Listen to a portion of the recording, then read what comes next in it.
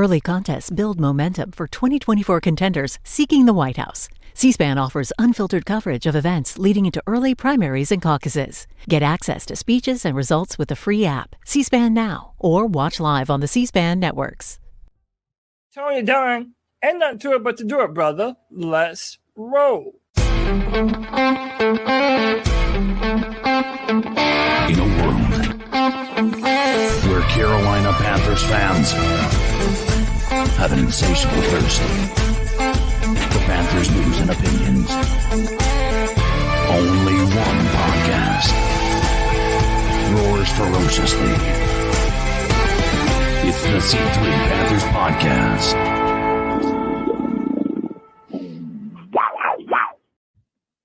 Attention Panther fans, clean up on aisle Tepper. The Carolina Panthers may have entered a new year in 2024, but the football season, sadly, is still not over, and it's ending in controversy, drinks being thrown, frustrations over boiling, and the Carolina Panthers only have 2 wins with the potential of only having a third. Could be the worst season in Panthers history, but what has not been the worst season in the C3 Panthers podcast history is this year, because I rock with all these people, wonderful people in the chat, and controversial Cody Lashney, rent-free Cody Lashney. I have never seen somebody, thank God he's part of my podcast because it just adds a little spice to things. These kids, Cody, you live in their head, bro. You live in their head. They be looking back in your timeline. You be living, man. I don't know how you do it, bro, but it's because you got a wonderful personality and wonderful takes. Welcome back to the C3 Panthers Podcast. Hey, thank you, my brother. Happy New Year to everybody. The first C3 podcast of the year 2024. I mean, what can I say, dog? I run these Twitter streets like I always have, man. But look, there's lots of controversial things to talk about seemingly all the time in Panther Nation. Now we're talking about our owner throwing a drink on a Jaguars fan and the relative slap on the wrist that came to him after. I wonder what we all expected to happen to him after something like that. I don't know. We're going into a game that means a lot for the NFC South, but sadly not a whole lot for the Carolina Panthers. But you know what? As we wind down this season, there is nowhere I'd rather be on a Tuesday night than hanging with my boys talking Carolina Panther football, baby. You already know him and love him, Tony. I'm talking about our guy, Drew. What's up, Drew? Joey, the Blind Panther, the brand ambassador, these little skills. C Cody 13, CJA, Dying Breed, Michael Wydrick. What's up, brother? Happy your grandma only has one more bout of chemo left to go. Let's go, baby. James Island Panther, Jay Thomas, Kristen Ledane. What's up, Kristen? Off the Porch Podcast with Derek. What's up? Muscles Marinara Paisan, the real C3 AP, Tim Estes, and your bastard son, White Chocolate Espresso. Tony Dunn, ain't nothing to it but to do it, brother. Let's roll. The Carolina Panthers offensive line did no favors for Bryce Young this season, but you can do us a favor by smashing the thumbs up button, subscribing to the show, or being super cool and hitting that little share link right now and dropping it on X, formerly known as Twitter, on Facebook, or wherever you hang out, Instagram, Snapchat, things like that. We need to continue to broaden our voice in a moment where fans are locking arms together amidst this type of turmoil. As CK looks up to the heavens, what are you praying for up there at that big giant monitor of yours? Man, I'm just praying for this week to just be over and be able to talk about something that isn't just a matter of how bad the Carolina Panthers suck. We have 1 week, man, just 1 week, and then we can start talking about coaching candidates. Hopefully we're only a few days away from seeing the removal of Scott Fitterer from his position. And I really do hate how we just celebrate. Like it's tough because it's like half of me is elated with the idea that somebody's about to lose their job. But the other half of me is like, we shouldn't celebrate the dude losing his job, but it needs to happen. There's only so much of a rope you have. before they hang you with it. You know what I Right. mean? No kidding. So, No kidding. at this point in time, you've got to pull the trigger. You've got to move on. And I'm just ready to have some sense of rejuvenation because we feel it every off season, and we need to have it again, and hopefully it's the real thing this time. I tell you one thing about this when I continue to come back to people that make tons and tons of money, and I feel sorry for them because they are human beings and things like this. But the reason that these positions are so high paid, particularly I see players talking about this a lot of times, like, who cares what you fans say, blah, blah, blah. Well, you know what? Us fans talking about it is the reason you guys make the money you make. Yeah. So I try to console myself on the fact that if we weren't interested in it, they would be making like $125,000 a year instead of $1.4 million a year. So anyway, the Carolina Panthers are a freaking mess. They've been a mess all season. Right when you try to find a little optimism and a little hope in the team, they go and get blanked by the Jaguars. I was watching a movie the other night, and obviously it was British people, and he kept saying Jaguars. I was like, man, that's how I'm going to say it from now on. Jaguars. They really emphasize that Jaguars. Jaguars blanked the Panthers 26-0, and really, which was a complete and total offensive mess. And to be honest, we probably need to go into the film room this week, Cody, just to figure out why it was as bad as it was, because it just never felt like the Panthers were even in striking distance that much of really putting up more than a field goal or something to that And effect. after seeing two promising performances against the Falcons and the Packers, where we thought we were kind of building up to something, just to crash back down to earth. And that is why so much has been problematic about this team is every moment we thought we were going to find a little momentum, and that momentum didn't necessarily need to be wins. It just needed to be in some positive play from different position groups. They stepped backwards and backwards and backwards. And really that offensive line has just been moving backwards rather than forward all season. So we'd like to hear your thoughts on David Tepper's walloping $300,000 fine, his lack of remorse in his statement about how he's deeply passionate about this team, but no apologies offered. Also, how is Bryce Young's season looking to you now in retrospect? And we come to the final game, and how do the Carolina Panthers, are they going to be even interesting anytime soon? The number's 252-228-5098. We'd love for you to be a part of the show, be a part of the community. Consider being a C3 super fan at just $1.99 as we continue to bring you a weekly show and multi-weekly show year in, year out in our 11th season now, which is kind of fun to say. And that's why I love to call it the longest running Panthers podcast. I know some people get irritated that I say it, but it's the truth, baby. It's the truth. We ain't missing a week. And even though when Cody sent me a message, I was so glad you set the show up tonight. I've been still, I'm just getting older from these holidays. Man, this holiday season has just wrecked me. Just been very tired. And I was like, man, I don't even really want to talk about this team. I don't even really want to talk about it tonight. It's a battle. It's a battle. And as long as every fan knows that we're fighting that same battle, so y'all know that you're the reason that we do this, man. Hey, we're all in this together.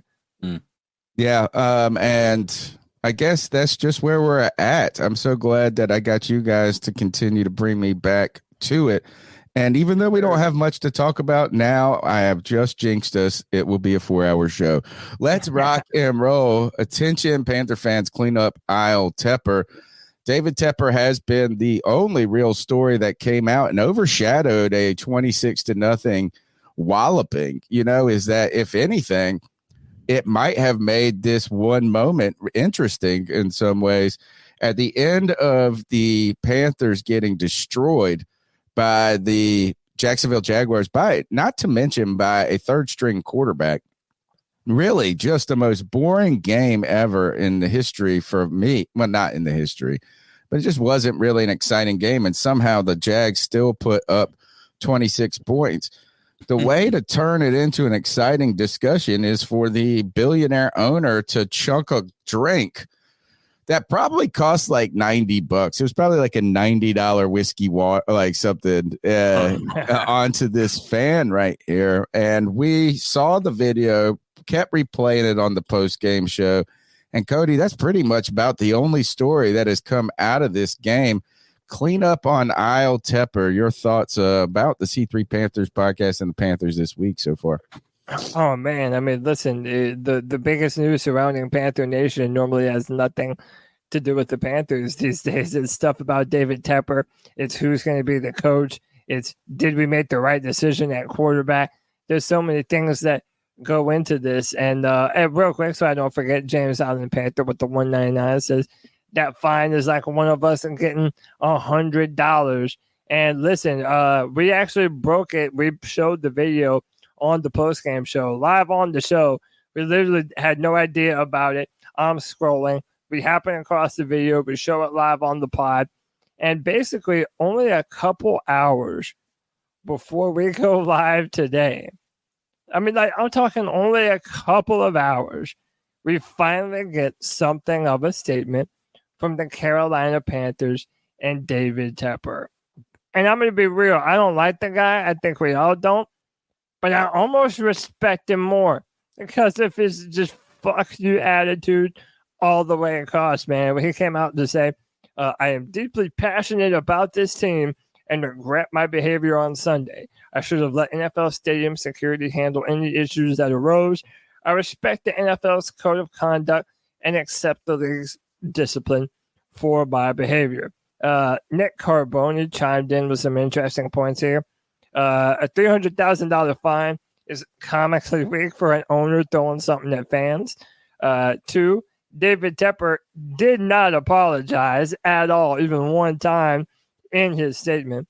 And the number 3, the second line of the statement insinuates bad behavior on the part of the Jags fans.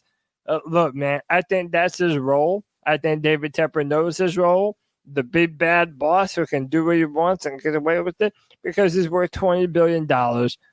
It's par for the course. I can't say I'm surprised.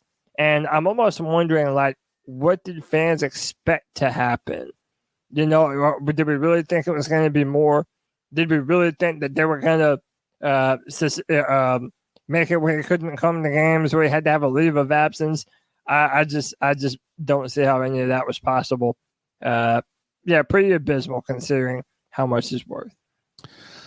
You know, and in some ways, I'm irritated by this. In many ways, is what irritates me most is just that David Tepper turns out to be more and more of a douchebag each day. Right? Yeah. Is like is he throws these Tepper tantrums. We've seen him multiple times where anytime you challenge his decision making, his authority, you know, his no of expertise on anything, there is a certain defensive pretentiousness to him and a talk downiness that I am just probably associating with the financial aristocracy of America or the world, which is when you have this money, then you operate under different rules, right? And we kind of know that in many ways. I think the world is well aware that bukus of money allow you to live a different type of life, to interact with the courts in a different way, and to really just have a different set of social rules than normal people do. And I think we're aware of that, but it's just when we're reminded of it visually that it stings. So on one hand, that is the upsetting part to me. On the other hand, I'm like, man, I've been mad enough to do shit like this too, right? It's like, so frustration. I mean, I don't know what I really want. I don't want the team to be punished because of David Tepper's asshole move. But CK, you were mentioning this before the show, and I think we mentioned it a bit on the post game. Does this kind of force David Tepper into, whether he wants to or not, having to take a more a less visual role in the operation of the Carolina Panthers? I mean, the answer is no. It's not going to force him to do anything. Should it? Yes. I think David needs to step away and stop being the spotlight for a little bit, because everything that he has done has just absolutely, he's the opposite of the Midas touch when it comes to the sporting world, right? Everything he's done for the Panthers has been the absolute worst possible decision, and it somehow continues to get worse everything he does. With me and Cody were talking about it before the show started, and there's two avenues, right? One avenue is he's not going to want to do that. He's not going to want to step away, because if things improve, there's a direct connection to him having been the problem, right? However, if he were to stay in the spotlight and things improved, then he gets all of that glory, and he's able to just say, "See, I told you it wasn't me." You know what I mean? I think his ego is going to continue to maintain his position and having such an important role in hiring guys and having weekly meetings with coaches and things like that.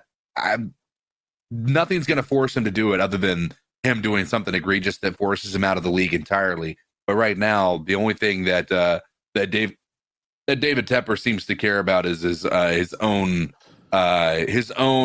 image, and the only way he's going to improve that is if he's able to show that he did something to make this team better. Let's talk momentarily about this statement, though, guys. Go back one slide real quick for me. The statement from the Carolina Panthers, like you said, after 2 days, right, is you saw that was asked for comment by several reporters that they were putting out on Twitter, and those reporters too took a cautious line and saying appears to have thrown a drink, right? Not just like, hey, we all saw it. The statement 2 days later, and you got to wonder, he's probably talking with the NFL. Some people, I think, in the post-game show or even in the chat tonight brought up maybe that, are there some legal ramifications that they're inquiring about and some different things before you go after it. Tepper says this, he says, "I'm deeply passionate about this team and regret my behavior on Sunday. I should have let the NFL stadium security handle any issues that arose. I respect the NFL code of conduct and accept the league's discipline for my behavior." There is no apology there. No, none. And would you even say there's really any remorse there? No, no. It says no. There's nothing to indicate that he feels in any way sorry about what happened. I would say he's probably more sorry that someone filmed him. Yeah. Rather than him actually acting like a petulant child. Look, I think David Tepper is almost kind of numb to it at this point. Any type of publicity that he gets nowadays is bad. It's like no one has anything good to say about David Tepper. And I think one of the things that we've learned about him in comparison to somebody like a Jerry Richardson, he's very tapped into what's being said about him. And it burns him a new asshole every time he has to go to another news site that's writing a degrading article about him, or every time they're talking about him on ESPN and how he's out of control and how he's ruined this team and how he's just torn everything down that Panther fans have loved, and how we've traded up for a quarterback and we're only 2-14. We give up a haul for him. Now that quarterback did not live up to that expectation of playing, being the number one pick in the draft. Now the pressure is on even double, because you have to hope that the circumstances around Bryce haven't already hurt him in the future, and that you're going to be able to find another head coach that's going to want to come in and build around Bryce Young, continue to build around him as your franchise quarterback, put pieces around him, but also a coach that's going to want to deal with everything that we've got going on around here. That's the topic I want to talk about, is not only do the Carolina Panthers have difficulties when it comes to just the roster situation, talent, and things like that, but you look through that, the fact that they've been through 3 head coaches, 7 or whatever, if you count all the interims and all of that, or in 5 years, you watch how he fires the soccer coaches like crazy. Then you hear the stories of Frank Reich having to take these meetings with him, which I don't know if that's that wild. I don't know if just kind of sitting in and kind of keeping somebody in the loop is that wild of a thing, but it does really feel like, hey, report to me every little detail in some ways, is what does this moment truly affect or add to concerns for people that are interested in taking this job? Okay. Yes. I think that it hurts his perception as a number one. Like, I can't imagine that the things you've heard now feel that outlandish, right? One of the things that, I mean, do you want to be a part of an organization where the owner is literally the laughing stock of the entire NFL? You know what I mean? I just don't know that that's something that is gonna bode well. You know what I mean? Yeah. I wonder, Tony, if there's anyone around David Tepper, be it his wife or Scott, or just anyone in that organization that is self-aware enough to let David Tepper know that he is interviewing now as well. He's not just a guy hiring. He is also having to pitch himself. Bless you. I almost felt like there was a little bit of that in the last run too. Yeah, but I mean, again, your first hire was Matt Rule. You gave him a leash. It didn't work out, right? We kind of expected that we would have something of a leash for Frank Reich as well. But now, after everything that has transpired, you're having to talk to these coaches, and who knows what David Tepper is going to have to promise to get them to come here. And I'm not just talking about financially. What if Ben Johnson says, okay, look, I'll come to Charlotte, but I also want full roster control.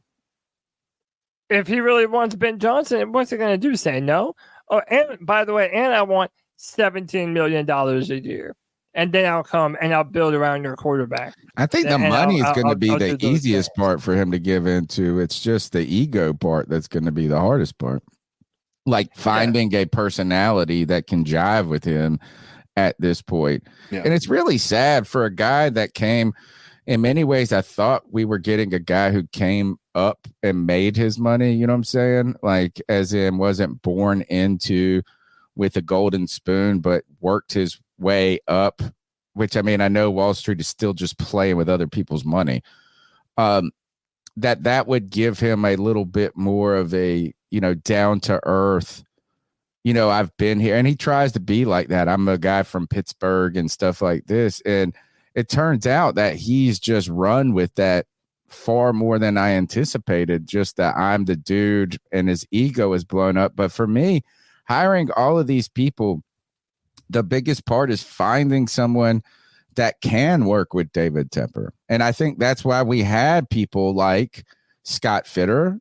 And I think Frank Reich, honestly, was a person that could work with David Tepper, and that was a work with you guy. Like, in fact, if anything, is Frank Reich was just too nice. So are you going to be able to get a guy like a Jim Harbaugh or something like that? And I don't think it's the money that's the problem, Cody. I think it's just the egos. No. Well, we know money is not a problem. It's like the second or third richest. Yeah, it's like it's one of the richest men in the world. $20.6 billion. God, you can't even think of you can't imagine that amount in your head, right? But yeah, that's not going to be the problem. And I think that we know that at this point. I think what's worrisome, though, is how far is David Tepper going to have to bend over backward? So again, keep in mind, let's say you're someone who thinks Bryce can be the best quarterback in the NFL one day. Well, that's fine. He doesn't look like that right now. So you have to get a coach that's going to be able to envision something in the future, a vision of what they're going to want Bryce Young to be. And right now, I mean, let's be real. You have Justin Herbert, who's probably going to, we know they're going to be needing a head coach. The Bears, thanks to us, have the number 1 pick in the draft. They're going to have a lot of different options. They can either stay with Justin Fields, trade down and draft more players, or they can take a quarterback at number 1 and still get more picks by trading away Justin Fields. And they have the 10th overall pick right now. So it's like there's lots of different things that a coach has to consider and what potentially could be better options for him. So if you're David Tepper and you want to get the best and the brightest coaching mind, yeah, he's going to have to break open not only the piggy bank, but probably offer some things that he doesn't necessarily want to. And I do think that it comes back to that roster control discussion. The final thing I want to say about this is, let's say you have a coach like, let's say Harbaugh or Ben Johnson or whoever it is, whoever you want to name, that comes in here and says, okay, I want roster control. Well, then not only will he probably have to do that, but then you have to consider they're probably going to keep Scott Fitterer as well, because Fitterer is just a patsy for whoever else anyway. He was already there when Matt Rule had final say-so over all things roster. Why not just stick with the same lapdog that's been here the entire time?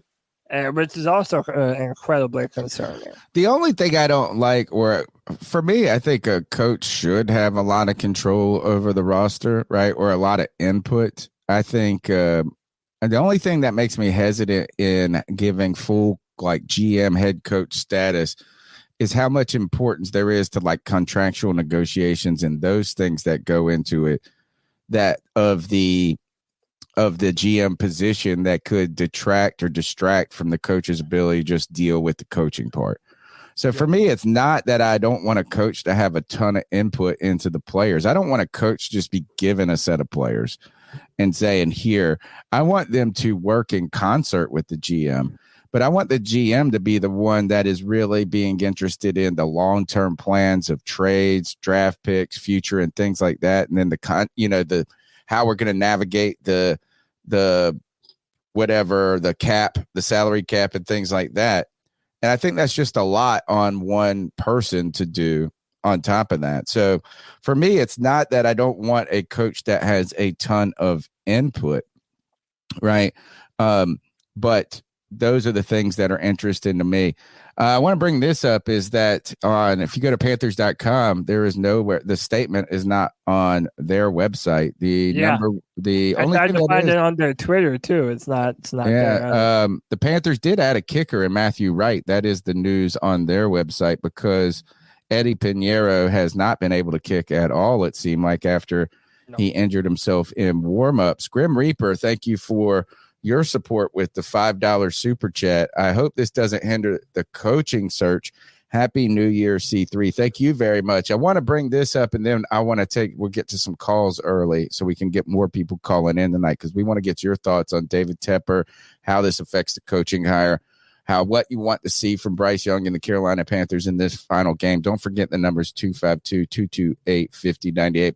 Josh Norris, a guy that I really want to get on the show, really tuned in with the Panthers from it goes way back. I think he was with WFNZ when he was an intern and stuff before he moved up in the football world, but he's always really interested in the Carolina Panthers and a real hardcore Bryce Young defender in so many ways. He came out and was talking about the David Tepper incident, and what he was just talking about is this I thought was interesting, and CK, you'll like this, because you brought up the offensive coordinator from Miami.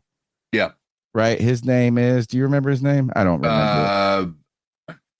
I can look it up. Miami offensive something. Miami Dolphins. I can't remember his name. Frank Smith. All right. What Josh Norris said is that this type of behavior, these actions, and really just the tumult in Carolina makes them have to reach into tier 2 of coaches. Right? Is a guy who is lesser known. Yeah, like what he called Frank Smith is like somebody who it's a sort of a reach, in a way, right? I mean, like hopefully you hit on this. But I do think that that's what the Carolina Panthers are going to have to continue to do, is to get a guy, if you're not the number one position, if you're not courting them entirely with the situation, because there are more question marks about the roster, and you could say that there are more attractive jobs when it comes to the quarterback position, like the Chargers, is that you do kind of have to reach a little bit for a more inexperienced, right, lesser known name in this case.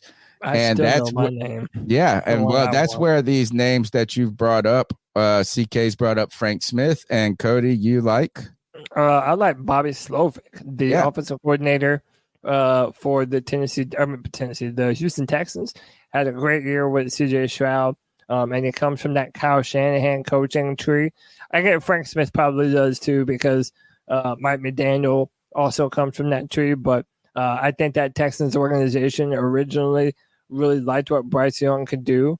I assume that to mean that he was a part of that group of people that really liked Bryce. And I agree with you, Tony, like, especially in light of recent situations with everything surrounding the Carolina Panthers, we might not get the Ben Johnson type coach if Ben Johnson is the big time name this time around, just because what we've already said, there's a bunch of other attractive coaching jobs out there.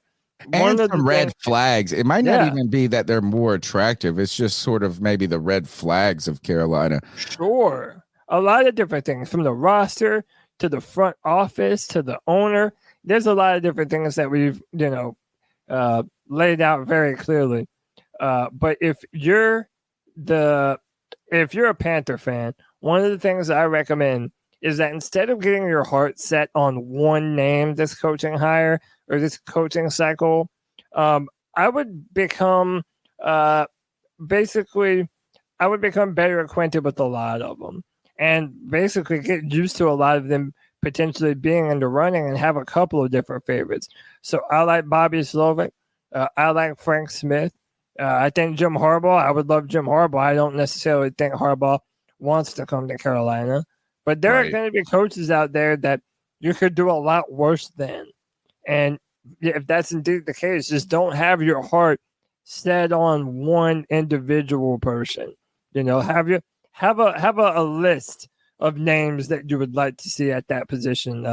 And that way you don't end up getting your heart broken. The professional, thank you for being in the chat. The professional, he said, he was talking about Josh Norris, essentially said you're trying to get an up-and-coming coach a year early before they become a household name. I mean, isn't that what McDaniel kind of was in some ways? Is like, well, not that it's kind of hard to become the name under a guy like Shanahan or a Reed or something. We saw the troubles that Bieniemy and those guys face because you never seen as you're just the sous chef, not the chef. But yeah, is that this does limit in some ways. But the good news is, and I will console you, I don't believe that any team looking for a coach has problems, right? Is rarely, unless a coach is just like stepping aside for retirement, kind of like where you're passing the torch from Brett Favre to Aaron Rodgers, or whatever, and that's not a coaching analogy. But like every coaching position comes with its own issues, right? Is you're not in a coaching search because your team is good or they've underperformed at the very minimum.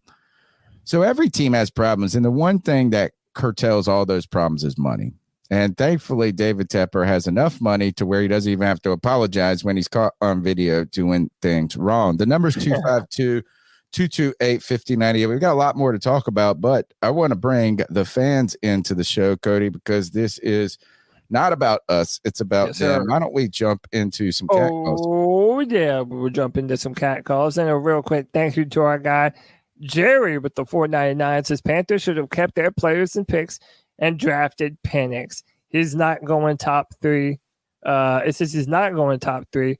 430 yards yesterday. Woo! Let me tell you, I'm a fan of Michael Penix Jr. and consider becoming a super fan for $1.99 a month. And we're going to continue to have these post-game sessions where we break down a lot of the players that the Panthers could potentially be drafting all throughout the draft, but specifically at that 33 overall. Let's jump into the cat calls at 252-228-5098. So what are your thoughts on catcalling? Yeah, it's pretty. You shouldn't do that to somebody. And how did that make you feel? Very uncomfortable. So how do you think catcalling makes the person feel? It feels good, like. Who's that cat sitting in the back corner with his face buried in his nose? Who's that kid that can use one?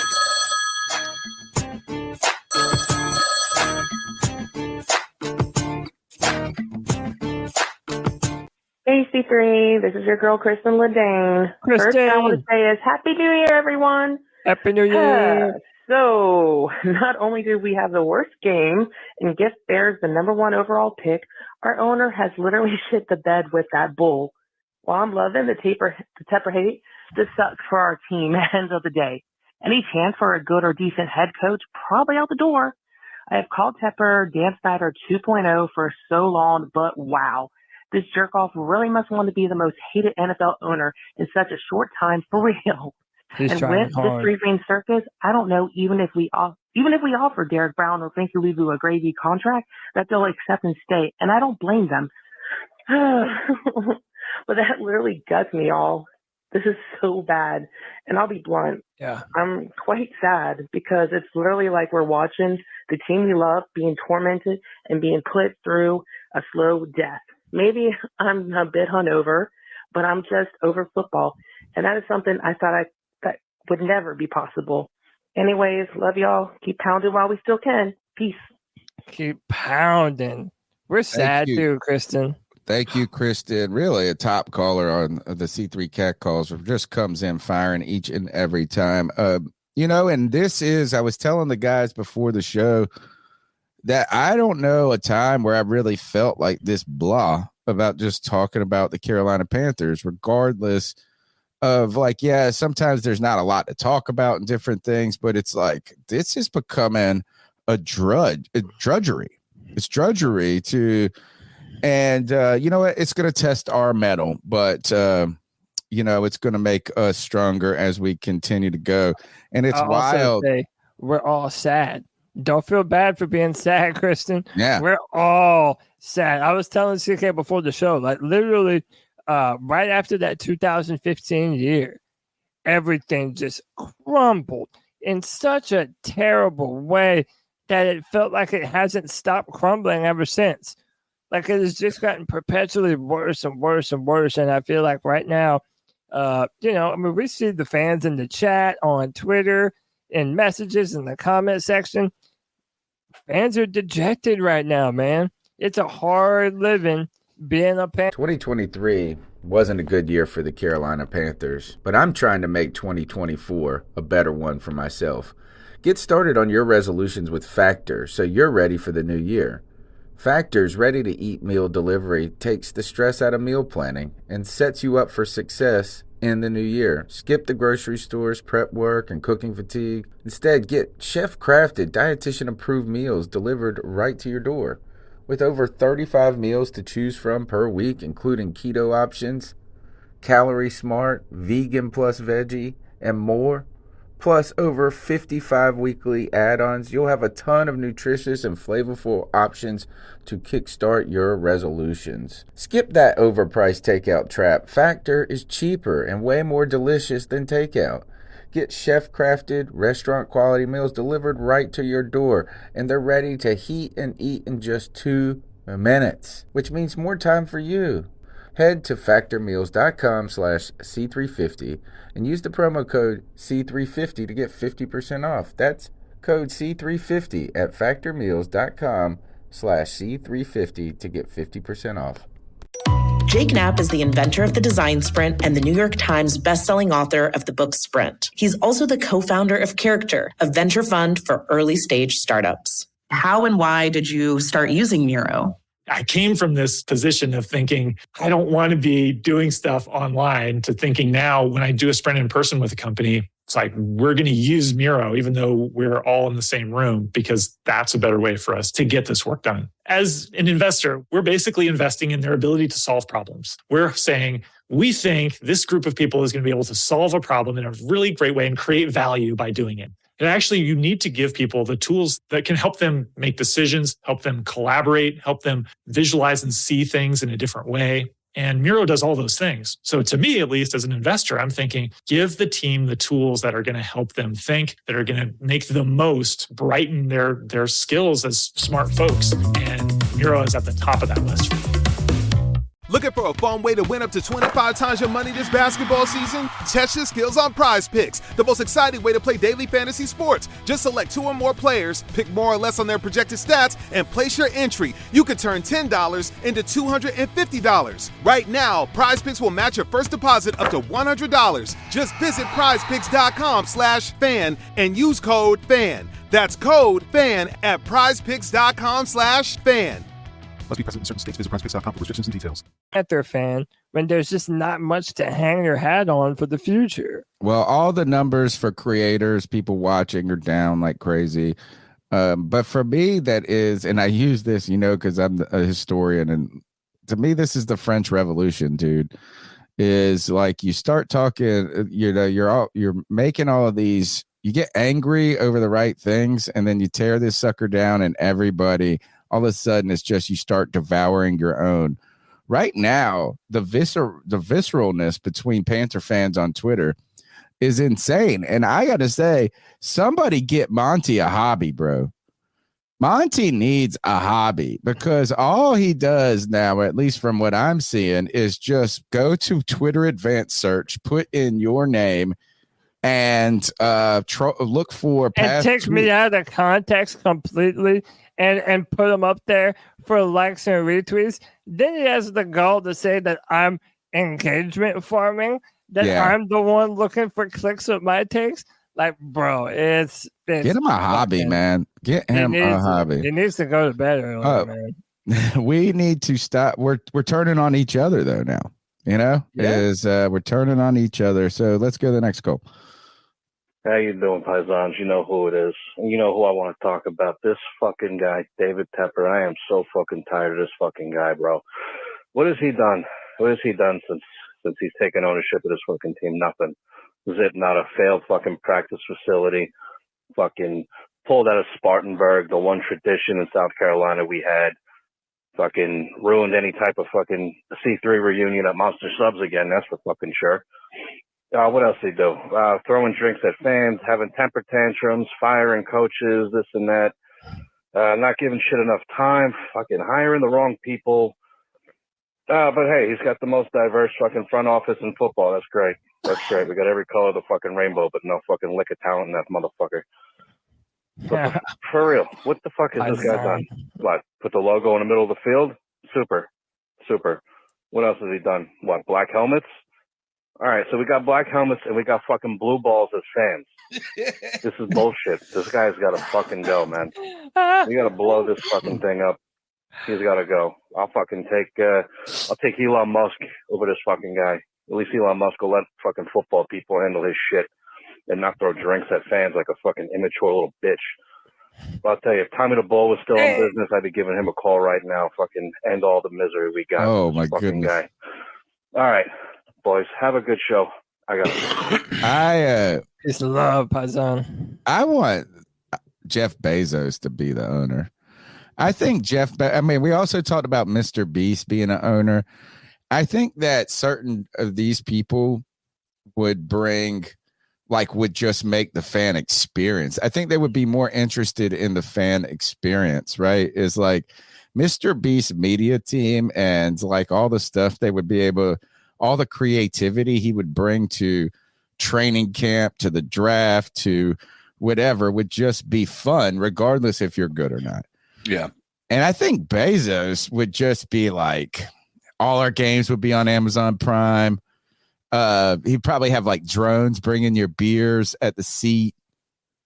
The service would be incredible at Bank of America Stadium. They would just and if you were a Prime customer, you'd probably get some kind of bonus. Yeah, discount off your beers at the stadium or something. Right now, David Tepper, though, and what I think has continued, if you saw his press conference after the last time where he threw his temper tantrum, right? I think there's been 3 right now. And have there been more than that? There is the Matt Rule press conference where he got in his first fight with Scott Fowler. There was the press conference announcing the Frank Reich firing, where it was just so short and curt and he lost it kind of at the end. And then this drink episode, there might be more temper tantrums in the background that we don't know. But in this, one of the things he always talks about is how much he does, how many of the positive things the Panthers have done, right? And it continues to talk about the business side. He wants the new stadium and this and that. And despite his idea or his trying to position himself as wanting to win and be a football fan and this and that. And yes, he does seem to be invested in the team emotionally as they take the field. This guy does not mince any meat about trying to make money. No. I mean, like he is juicing, getting all the juice from the squeeze. Prices have gone up. Concession prices, like every single thing, the fan experience has become more expensive. Period. And I know there's a natural inflation, but it really does feel like there has been an acute attention to just remembering that this is an investment that he's trying to get more money out of each and every week, which to me also seems a little weird for being so rich. This almost seems like you're kind of like, if I owned a football team and I was a billionaire and I'm making millions and millions on other places, yeah, I wouldn't want to lose a lot of money in the football endeavor, but it feels like a hobby. Like you don't, yeah, you buy, I'm sure Jay Leno buys all those cars because he thinks they're going to make money like over time and appreciate, but he also just like splurging the money on that. I just feel like Tepper is almost too interested in the money component. Dude, don't you remember when we were all excited and how cool the story was that, yeah, he has brass balls on his table and, he once bought a guy's house and blew bulldozed it up. And built a bigger one. And we were like, oh, yeah, our owner is fucking cool. Dude, he came to the Roaring Riot and drank a beer with the fans. Dude, now you're just looking at it like each and every one of it just explains his personality more and more.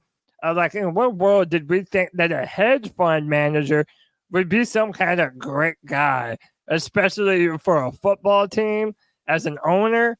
Yeah, man, we were duped. I don't know, man. Yeah, call him. Oh, there was one other Tepper tantrum where he said they're fans from the basement. Yeah, he called us basement dwellers. Yep. Like, we already know how you think about us.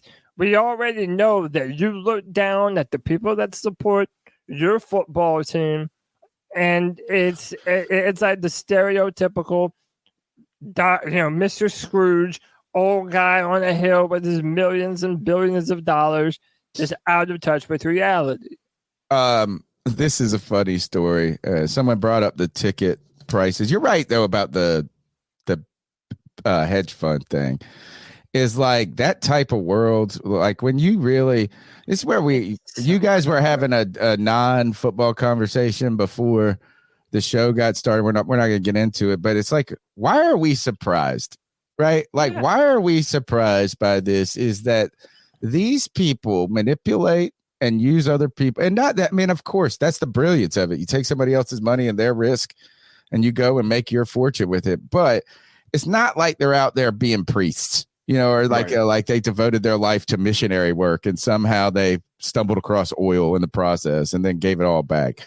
Anyway, somebody put in the chat, I think it was the real ACP, was referencing how cheap ticket prices were. This is funny. This girl I know messages me, I think it was New Year's Eve.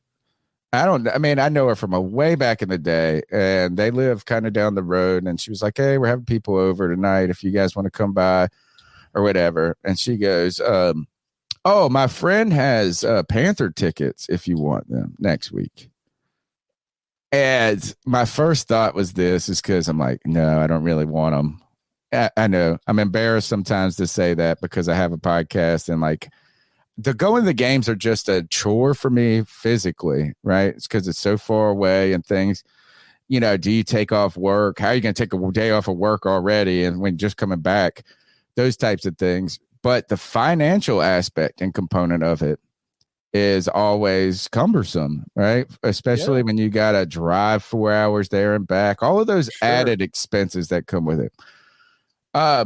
When she said that, anytime someone says you want tickets, I generally just assume that they're giving them away.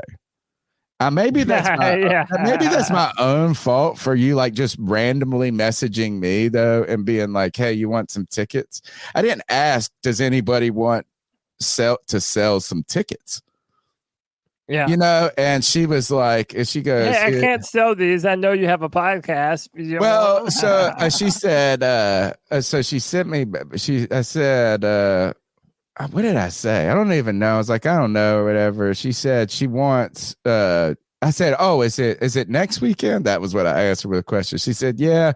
Her husband got sick. She bought him as a gift, and she said she wants $200 for him. I went, nah, I'm good. No, just I'm send her a good. link with the $1 tickets. Let me see if I can actually. Let me see. I got the messages I'm up there. straight. Hold on. Let me read because I want to see exactly what I Dude, said. How many times? That's how many times the amount. Oh, she said that for the actual pay. she sent me the message on Snap, but she said I couldn't figure out how to put this image up here. Right. So she sent me a picture of the seats where they're at. Corner, probably where Susan Dean sits at, probably. She said, sorry, couldn't figure out how to get it on Snapchat. She's asking 200. I didn't say, no, I'm good. I said, word, I'm good, thanks. They suck anyway. She said, haha, yeah. But she said, don't you have a podcast on them? I was like, yeah. She said, dang. So?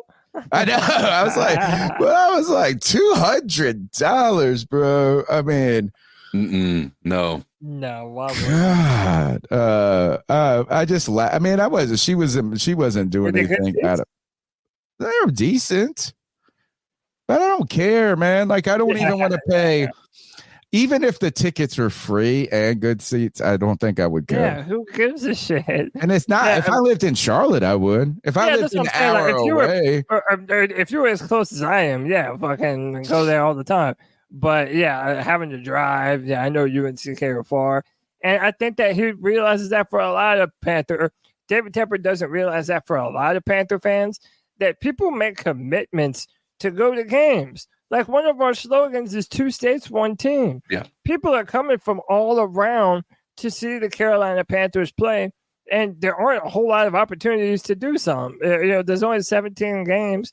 So it's one of those things where it's like, not only are you talking down to the people that are literally making a pilgrimage to go and see the team that you just bought, but like when you make comments like basement dweller fans and you're just so dismissive of how you have done this football team, it just shows you the type of person that he is. Like, don't ever let a person tell you who they are.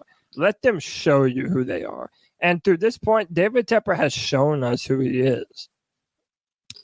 I also am always blown away just because of how much we were talking about, how out of touch like the billionaire type of person is.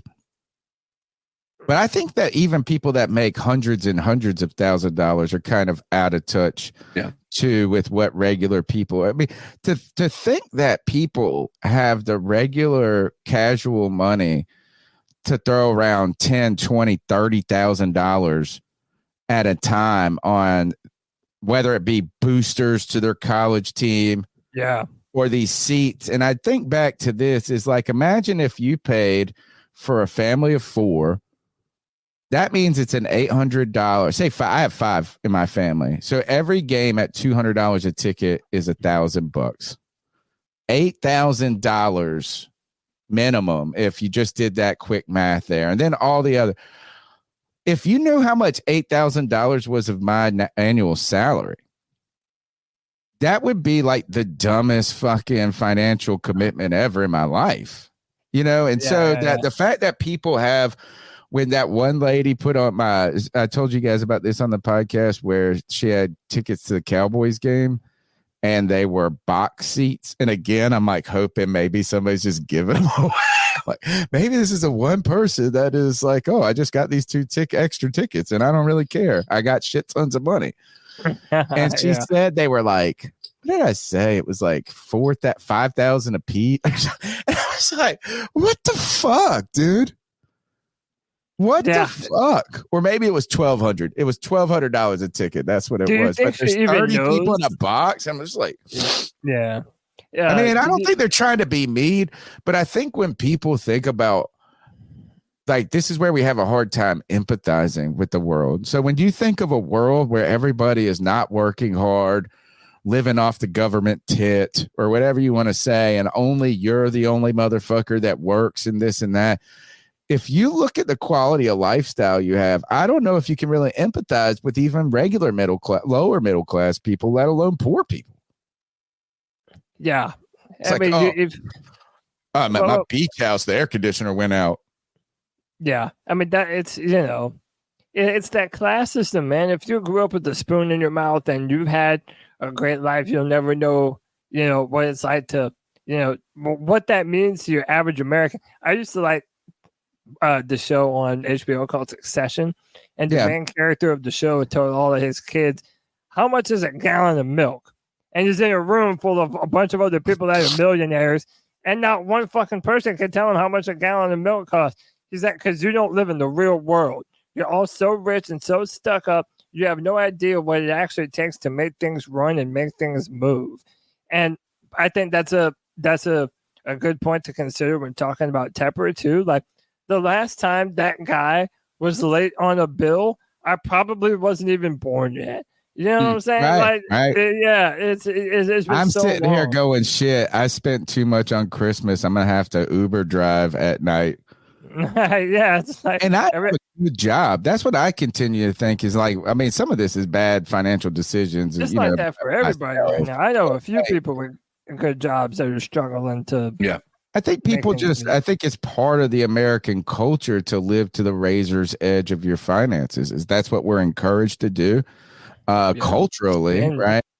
So, I mean, and look, so I'm not going to, I don't think in any near future I have to worry about having a roof over my head or something like that. Right. But to think of somebody that, for me, living in that type of position, and I could even have trouble empathizing with someone who didn't have enough money to pay the lights last month. And maybe they made bad financial decisions. Maybe they didn't. But to think of how far out of touch somebody that makes $800,000 a year to a 50, I don't even know if it's out of touch, almost impossible to empathize. I mean, I don't know. Yeah. Can you truly walk a mile in someone else's shoes? I know I sure can't.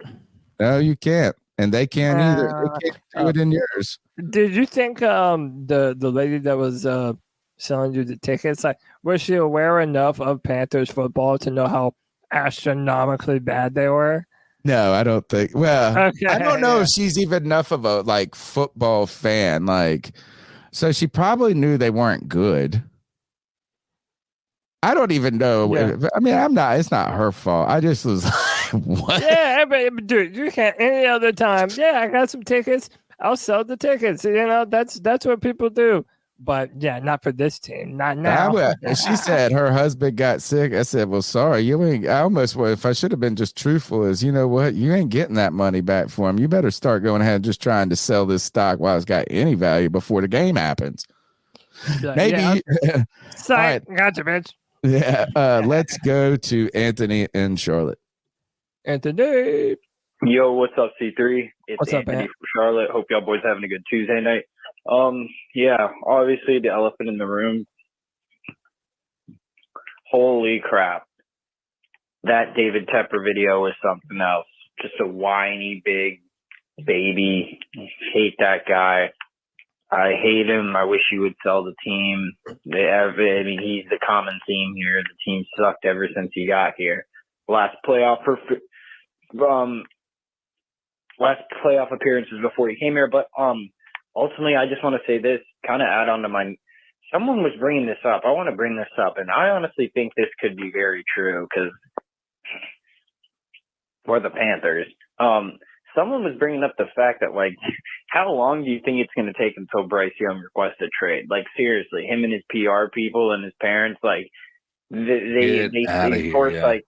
see him go to this shit show and, he hasn't played good football, but he's probably not going to reach his full potential here because Scott Fitter's a dumbass and he doesn't know how to evaluate talent and he doesn't know how to sign the proper free agent.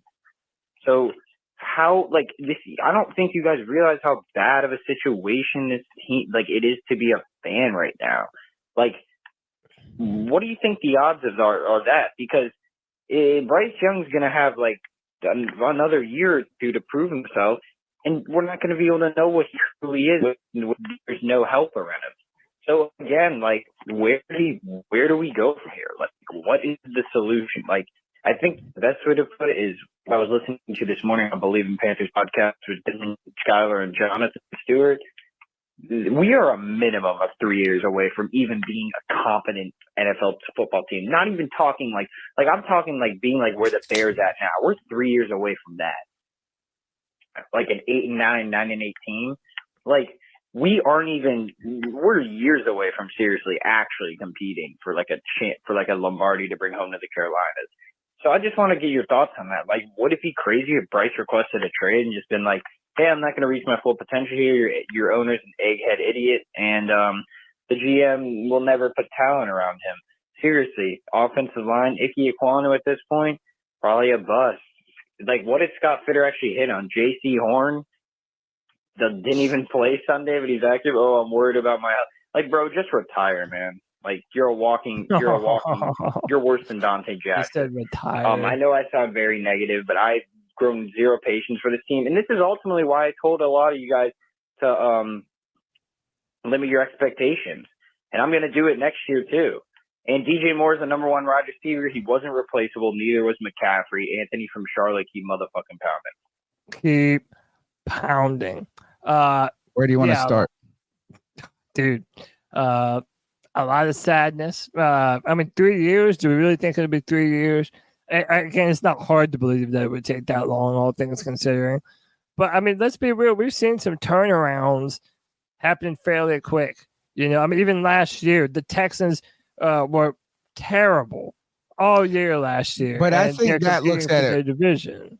I think that just looks at it from a year-to-year turnaround. Is a lot of those turnarounds that we see going from really bad to good have also been being built in the background of several years of suckiness. So, right. You can't just be like, hey, the Bengals got Joe Burrow and then he got hurt in his rookie year, but then the next year they were great.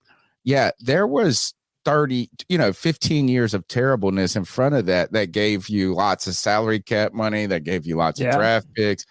The Texans were in that type of position too, right? So if anything, the good news for the Texans is that they might have the structure to make this a good team for a while, right? So I'm not saying it's impossible for the Panthers to be significantly better sooner than later, because the NFL does, if we look at the parity, is all of a sudden, man, who knows what how you could get 6 wins or something. I think what goes to this for me is one, we're going to have to temper our expectations. That's what we should start saying from now on. But I have a friend, and maybe he was a little loaded on New Year's. He's like, what do you think about Bryce? He kept asking me about Bryce Young. Bryce Young. He loves sports and stuff. He goes on Pirate Radio. He's like, we saw what he could be in the last week. We saw what he can be. I think he's the guy. And I was like, dude, I really don't care right now. No, I wanted. Yeah, you're really going to make me talk Panthers right now? Yeah, I said this is, I'm at the point where I don't really care to talk about Bryce Young a lot anymore, because I don't know if for me, it's, if I could sit here and argue to forever about whether or not he's good, bad, indifferent, or this and that. But for me, I just don't know if we can put together a team in 3 years around him that is reasonably, so it almost doesn't matter. Bryce Young to me at this point isn't the story, because now the story is, can you field a team respectable enough to see if Bryce Young can be who he truly is as a player? So me, is the fear is that if anything is that we're going to end up wasting the opportunity for a quarterback to develop. Yeah. I saw Adam Schefter on Pat McAfee today, and he was saying that, like, one, you're hoping that you haven't already ruined him, and two, that you're going to even be able to put the necessary pieces around him for him to look like the guy you thought you drafted at number 1 overall. And none of that is guaranteed. And I think we've seen that firsthand. It's like, you have to manage your expectations as a Panther fan. Now, the good thing is, if we ever get good, it's almost certainly going to come by surprise. Like, I really don't think, like, let's say we nail everything this offseason, right? We get Ben Johnson, and we fire Fitterer. We get Adam Peters, all the good shit that you want to happen over the course of an offseason. Like, if you're a Panther fan, how could you get excited about something after all the times that we've gotten excited over a coaching hire or a new GM? And then because we did it last year, you Cody. down even. That's what I'm saying. That's my whole point. It's like it's impossible to even feel any type of safety or comfort in terms of this team might, even potentially being able to be a competitive team. CK, I don't know. I mean, I don't know if it's part of the fan DNA to be burned too many times to like not get excited. I mean, that's what I was mentioning at the top of the show is we every offseason since 2017, we've just been waiting for the offseason to come again. And maybe this will be the one time that it changes. And right now we're on track to have a decade of mediocrity, of not just mediocrity, bad football, like bad. Like we're consistently, we haven't had only a winning 3 season. years away from it, right? I know. Yeah. I mean, it's really scary when you think about, 4 years if you want to get technical, right? Because we had a winning season in 2017. So we had 2018, 2019, 2020, 2021, 22, 23. So 6 years. So we need 4 more years to just roll, kind of round out the decade. If we don't have any competitiveness over the next 4 years, you got to start talking about a curse, or the David Tepper curse, the Cam Newton curse, whatever you want to call it. This has been absolutely abysmal. It's really difficult to try to muster the steam because you just remind yourself of the times that you had the hope and it just continued to falter. Eric, thank you for the super chat, $5. Look at this. The generosity does not waver, though, for Carolina Panther fans in the face of adversity. It says, who do you trust to run the team? Scott Fitter, David Tepper, and we need a coach in there, too, or the Three Stooges. And immediately the chat starts chiming in, the Three Stooges, Larry, Curly, and Mo. Right now, I think you could put these Three Stooges up there and we can do just as good of a job, if not equally as bad. That's a sad thing to think that 10 years of no winning, really lack of being competitive is on the horizon, right? We're at 6. That's insane. And again, as every podcast it takes, here's my moment to reminisce about old Cam Newton, because there was a time in those first 7 years of Cam's career where you never felt, I didn't care if this would have been, think about this, if we would just been somewhere between 2018 and 2011, and we just didn't have Cam coming off of an injury, right? Or something like that. Or he was due to be back or something. Is there any, just having him alone would give us a sense of optimism about, Tony, and I think Luke Kuechly was that on the defensive side too. Is that we forget too how just cool it was having these guys that were so, it didn't matter. I didn't care who those else we got Luke Kuechly. Maybe the defense will be good. That's what I'd be like. We got Cam. Yeah, well, if we have Luke and Thomas Davis, we should be an okay defense. Tony, doesn't it seem like lifetimes ago when people used to say that we were Cam Newton apologists, that we would overly defend Cam Newton too many times, and that we couldn't judge him fairly? Dude, that seems like 10 lifetimes ago now. And I tried to tell people when it comes to Cam Newton in those defense, because I had gotten so good at it. I had gotten the way Monty is, maybe not as petty by any means. He spends all of his days arguing about how great Bryce is, and meanwhile he's like one of the bottom ranked quarterbacks right now. So, but like I was that I never questioned or wavered in my Cam support. Right. Like I always, now though, what I could say is I could say, he's not the most accurate, but I got my Cam defense really refined by the end, like how to really describe. And what I would always tell people about Cam is what Cam does does Cam have just deficiencies, right? does he have at times poor footwork, poor mechanics? You could say, oh, he does it. I was like, but all the things that he does poorly, you're not thinking about all the things he gives to you, bro. Like, it's like, hey, take that out of all the good out of the equation. That shit sucks. It's like he did so much. And, Cam was in the news, or he's back in the news. Debo. Did we talk about the Debo stuff? No, we didn't. Not yet. We didn't do it on the post. Do you have it queued? Do you have any of it?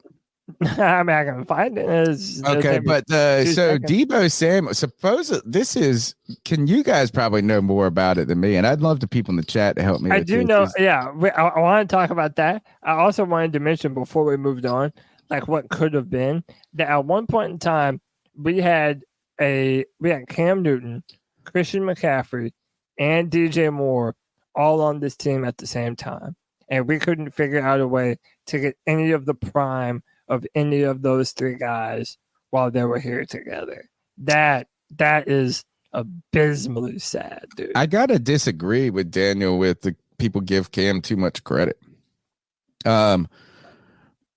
I don't know. It's Cam was a one-man show, dude. It's like what he did alone. How about this is like, I thought that Byron Bell was a bad left tackle. We've had 3 worse left tackles since then, probably. Is Cam, look, certainly, were we consistently as good? No, right? I mean, we had up and down years for sure. You can't discredit him for the 2013 year, though, when him and Steve Smith were cooking alone on offense, and you had a little running game with Jonathan Stewart, I believe, in 2013. That defense was the story of that season. They were the best Panthers defense I've seen since the Super Bowl team. But I think this is like, while Cam never was lights out like all the time, is that certainly in the Panthers offense was not like, you could say, outside of the 2015 season, the top ranked offense each year. And yes, that defense was so important and critical to whatever success we had. It was just that defense had like 6 players on it. You can name their names that were important. And on the offensive side, you just had Cam. It was just him. And that was the way the team was structured and built. And they knew that. I think it's almost that we diminish how supermanish he was at times. And it's kind of like hard to, now I'm sitting here going, damn, we don't got it. We don't have a single superstar on this team. No. Outside of Derek Brown. It's damn sure not Brian Burns. I tell you that. I mean, you can't argue for it at this point in time. I think we've all settled on that. If you want to call him a good player, fine. A superstar, he is not. And I don't give a fuck about a list that says his pass rush win rate. Dude, give me a break, man. He had 6 sacks on the season. I know sacks are an overflated stat, but how about this? They don't shy away from them when they got them. That if you really want to make sacks an overrated stat, then you need the people that get 16 sacks to say, it's not my 16 sacks though, it's the 982 pass rate I got. It's like, we don't. The win rate on pass rushes on 3rd and second down. Yeah, fucking break, dude. I mean, it's true. They're right that those stats are probably more or just as important, but it doesn't matter. Those are the sacks who gets what gets the bills paid. Yeah. And the NFL does it. We do it. The number's 252-228-5098. Give us a call. We'll take another call, and then we'll talk about this little Cam Newton thing. I'll pull that up. What up, C3? This Hemlock. Can we say that is got to be the most expensive drink bought at I was about to say sporting event in history? Oh, good thing you put at a sporting event. I hope he enjoyed it. So, anyways, I really don't have much else to say. Y'all have a good night. All right, yeah. Talking about the expensiveness of this drink, I want to ask, CK is pretty good with money or numbers. Yeah. Let's just say numbers. How about this? Okay. I don't know if I fully, I'd say I don't buy this ratio right here in some ways. But then I'm starting to think, do I not know how much $20 billion really is? You don't know how much $20 billion is. All right, so 300,000. It just feels like this is that what is, gosh, is it really that small of a drop in the bucket? $300,000. White chocolate espresso. Your bastard son did the best possible thing, and he put it even beyond millionaire status. He put it in terms of a $50,000 salary. This was the equivalent of 75 cents. Oh my God. That's like less than an actual can of soda from a machine. Dude, yeah. I mean, think about it from that perspective. Like on a day to like, let's just say you make $50,000 a year, or your net worth is $50,000, right? And you wanted to have the equal amount of percentage taken out of your check, out of your net worth that was taken out of David Tepper's based on his valuation of himself. It would be 75 cents. It wouldn't even break a full dollar because this was a drop in the bucket. This was nothing. This is not somebody said, PNP, they'd put a tweet out that said something along the lines of, good, that he needs to know that this is unacceptable. And I responded, I said, this doesn't show him anything. What does that do? I don't even know if you can realistically, monetarily find him a way that would, right? It's because it would be such a punitively unprecedented amount of money. But to be like, hey, $10 billion. It legitimately doesn't have to be money. There's precedent that they've set themselves with that Dolphins fan, or whomever it was, that threw his drink on Tyreek Hill. He's been banned from all NFL games league wide for his entire life. Like, this isn't an unprecedented situation. Now, here's the other part. Me and Cody were talking about it as well. There is an other side to this. We don't know the full story here. Now, as somebody who is willing, I don't really care, though. I mean, I agree. What could the story truly be that would make you feel less? What if they threw something at him first? What if? All right, how about this? Let's go even further. How about that? They would have already been escorted out. I don't think it's that. I think somebody said if he said something at a billionaire. I think if he threw something at a billionaire, that'd bounce his ass. Yeah, like I think how would they do that quick? You know what I'm saying? Like, there's going to be, if it happened that quick, he's on the other side of this glass barrier, right? And so let's just say, here's my example. We watched it. We know that didn't happen, though. We don't know that. We don't know that video unless it happened like 15 minutes earlier. Tony, why did they start recording that? And when you look at that video was not pointed at David Tepper. That video was pointed on the outside of that window, like it was trying to catch somebody doing something else. When you look at that heard video, that it happened after the Bryce Young interception. So I'm saying they were trash talking. When you look at the video, I'm not defending shit. This was despicable activity, and I've said it in the post game, and I said it today. So don't say that I'm defending anything. My entire point is there's two sides to this story, and here's the part. Here's my argument. Right? We don't know what happened. That video started for a reason. Number one, that video started for a reason, and that video was not, we only saw David Tepper for the last 2 frames of that video because the focus of that video was not initially David Tepper. You saw this video pan to the outside of that window like it was trying to catch somebody else doing something. That's what I'm saying. You've got to understand there's two sides. Clearly, there was some jawing. I guess what I'm saying, CK, is that even whatever the other side of the story is, we have to believe if there was anything noteworthy that we would have heard it. We would have not only, like you said, the fact that they're going to ban a fan for a lifetime for a similar activity. Like, so why isn't it like at some point the NFL is going to try to defend David Tepper and himself and say this irate fan, blah, blah, blah, made vulgar statements to his wife or something, but we haven't heard that. We know that this kid or whoever it was, my point is that it is, I mean, this is the real power struggle that people that talk about power structures in the world that they're referencing is that if a fan did this to him, the punishment to that fan would be real. Right? Like you're saying, is that if he would be banned from a football stadium for life. And this is a Sam's Club soda pop. Hey, by the way, Daysman Adams says the fan got on someone's Instagram live and said what was exchanged. If you could send us that link. That's what I was literally about to say. At Cody Lack, at CODYLAC. If you can find that, send it to me on Twitter. I'll play it during the show.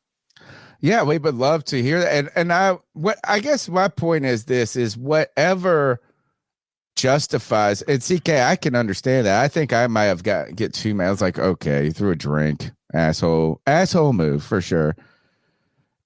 But we've all been put in those situations. To me, it's just this is that when you learn of what $300,000 is to a 20 billionaire, that I'm starting. What could you do to this guy other than draft picks, which would ultimately hurt us more than even him? Yeah. What could you do to this guy, CK, to really? I mean, you make have him feel? It would have to be something along the lines of not being involved in the football operations. I don't know if that's or even at the possible. games. Didn't they do that to Jerry Jones once? Didn't Jerry Jones have to like watch a game from his yacht or something? They've done it to Jones. They've done it to Jim Irsay. I told CK before the show, Bud Adams, the former owner of the Tennessee Titans, he flipped off a fan, shot him the bird, and he had to pay $500,000. That's not a joke. I didn't make that up, dude. You can look that up. And when was that? That was probably like 20 years ago. So think about what the inflation rate is of that now. Yeah, that's what I'm saying. Like, how about this? Let me ask you this, DK. Are you surprised that this was the punishment that the NFL doled out? A little bit. Me too. Yeah, this is like, I don't know what year this was, but he's shooting the finger. Oh, that's like 40 years ago. Yeah, but hey, he had to pay for that, man. So yeah, I thought we were expecting a little more than 300,000 just because it's not even a drop in the bucket. Saying it's a drop in the bucket, that's far too grand. You know, it's less than a drop in the bucket to somebody like. Yeah, I mean, when you like think David of Tepper. it like that, when you put, it's what 20 billion becomes, how unfathomable that becomes. Like CK said to me, he's like, you just don't get. It's not even just. It's like once you get, it's 2 billion is more. While it is only twice as much as 1 billion, it's more. Yeah, it is. Right. Is 10 billion really just 10 times more than 1 billion? I mean, you can't even. Yes, mathematically it is, but in other ways, it's like in power ways or whatever, exponentially more. Yeah, dude. It's ridiculous to even think about how much money $20 billion is. But by the way, like I said to y'all earlier, we only got this response like an hour or two before the show even started. Okay. And so for a long time leading up to this, in the past 2 days, people were of the mindset, well, we're probably not going to hear anything from them. And Albert Breer, before Tepper and them put out their statement, Albert Breer kind of put this out on Twitter. And I kind of think this is what actually happened. He says, if Tepper hasn't answered for what it looked like she did, players and coaches he employs will have to. And again, tomorrow, they're going to be doing interviews with Tabor and Brown and, Bryce Young. Everyone's going to be having to hear about this. And they would all have to say the same thing. Well, you're going to have to ask David Tepper. And then they would say, well, David Tepper doesn't talk to us. You're the only people that we have to talk to about this. So I kind of think that's the only reason why he did it, to just take some of the heat off of the players and the coaches that would have to answer for it. And I think that's the only reason that he did it. CK, do you think that they should ask like Tabor about this? I mean, it sucks for Tabor, right? Like, is that in his media press conferences? And he's not going to be able to say anything, right? Like, he's going to be like, look, That's got nothing to do with it. I'm here to talk about the football game. He's going to have to talk about it on the off the rip, to be honest with you. I think he's going to have to address that he's not going to talk about the incident. And that's going to be the end of it. Like if somebody asks, he's going to be, I'm going to go back to what I told you. I'm not going to be discussing this further. So yeah, I do think that he'll be, do I think it's fair? Probably not. Do I think that the reporters have an obligation to ask those questions? Absolutely. Do the players deserve it? I don't think the players should be asked about it. I really don't. I think the players should have zero connection to this and not be put into that type of a situation, if I'm being honest. If the team's not going to say, I almost feel like the reporter almost just has to ask it to Tabor or somebody just to ask it with the knowing that, like, it's like, hey, we had to bring it up. It was our job to bring it up. It's your job to decline to talk about it. But you're right with the player. Yeah, pretty much. It's not fair, but they were fines, when you find a NFL owner, I'm sure they have some legal structures in that where this money pathway goes. But so my cousin, who was she's 2 years younger than me. She's the most wonderful person. I've talked about her on this podcast before. She is a fintech lawyer, right? And she is young. She's 40 probably now, I think, because I'm 42. And she might be a hair tinge older. But like, so she's kind of young in a new field. And so she is good at what she does, obviously, but she's a top lawyer. And I think it's also part because it's a newer field, right? Right. She got poached by she was a partner at a firm. She had made partner maybe like 5 or 6 years ago in a firm. And she had been their fintech lawyer. She got poached by another firm. So they bring her over. They make her, when you're a partner, you're an owner of the company. Her hourly fee, bro, is $1,600 an hour. Jeez. That's how much she charges, like Google or whatever, to be their lawyer. You take a phone call with her, $1,600. And she's so not. She is the opposite of David Tepper, where she is like, I mean, obviously she's not a billionaire, but I could see her being a pit bull when she needs to be, but she isn't down to earth. All the right things. So family, got 3 kids, super mom, just smart as can be. Yeah, smart, super mom too. Not like it's just only career. It's great. Why was I bringing this up? The 16. Oh, this is why. So. If she was going to first, she wouldn't want me to be talking about this because she would be embarrassed, because she doesn't want to probably define herself about how much she makes per hour. Right. But if we really talked about it, I'm sure she would be like, oh, well, I don't really make $1,600 an hour. We got to take this and put it to the firm. Right. So say you take 600 or 800 of that off the rip, and then you put it into the business account.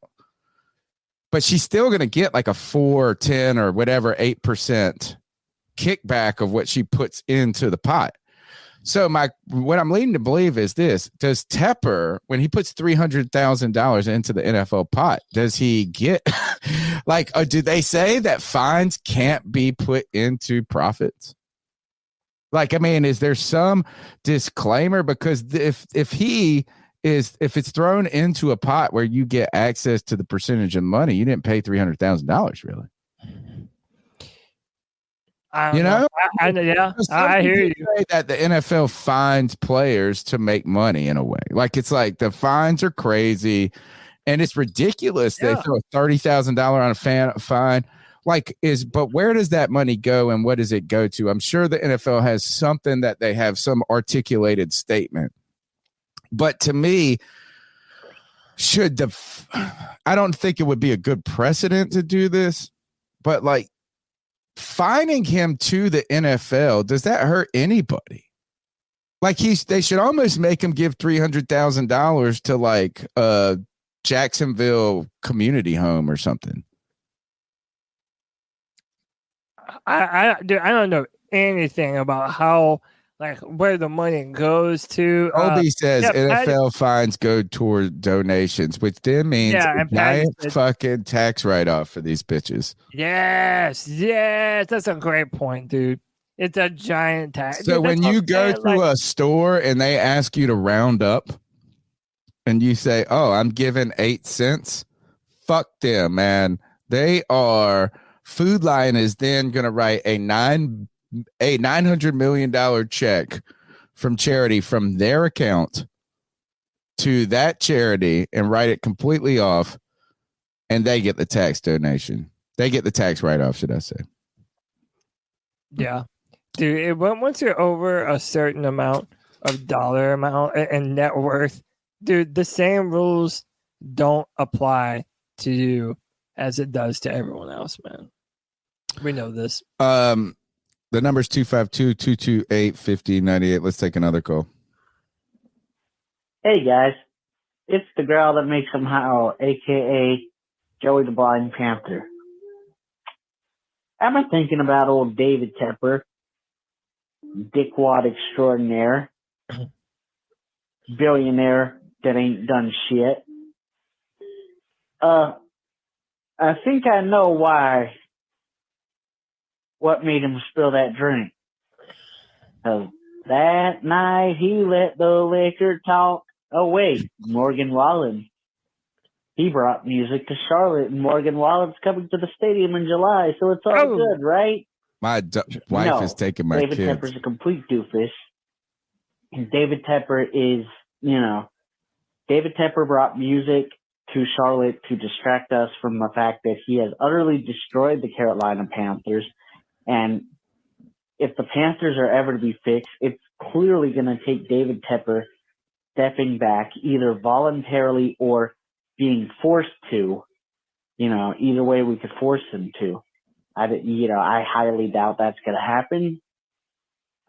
If anything's going to happen with David Tepper, it's going to be because someone made him to, because clearly he does what he wants to do when he wants to do it. And because football doesn't work that way, he throws a tantrum like a little bitch. And like a little bitch. Yeah. I actually looked up local news coverage in Jacksonville and what happened. Here's the quote from a fan who actually took the video. I don't know if they're going to be on the show. I doubt it. But it said, "My phone has been blowing up after this situation. Really, I'm over it. I will say that 99% of replies from Panthers fans have been thank you. Apparently, they're not big fans of their owner." That's what she said. I memorized that quote pretty much. Let me check Instagram. You think? You think we think our owner's a shithead?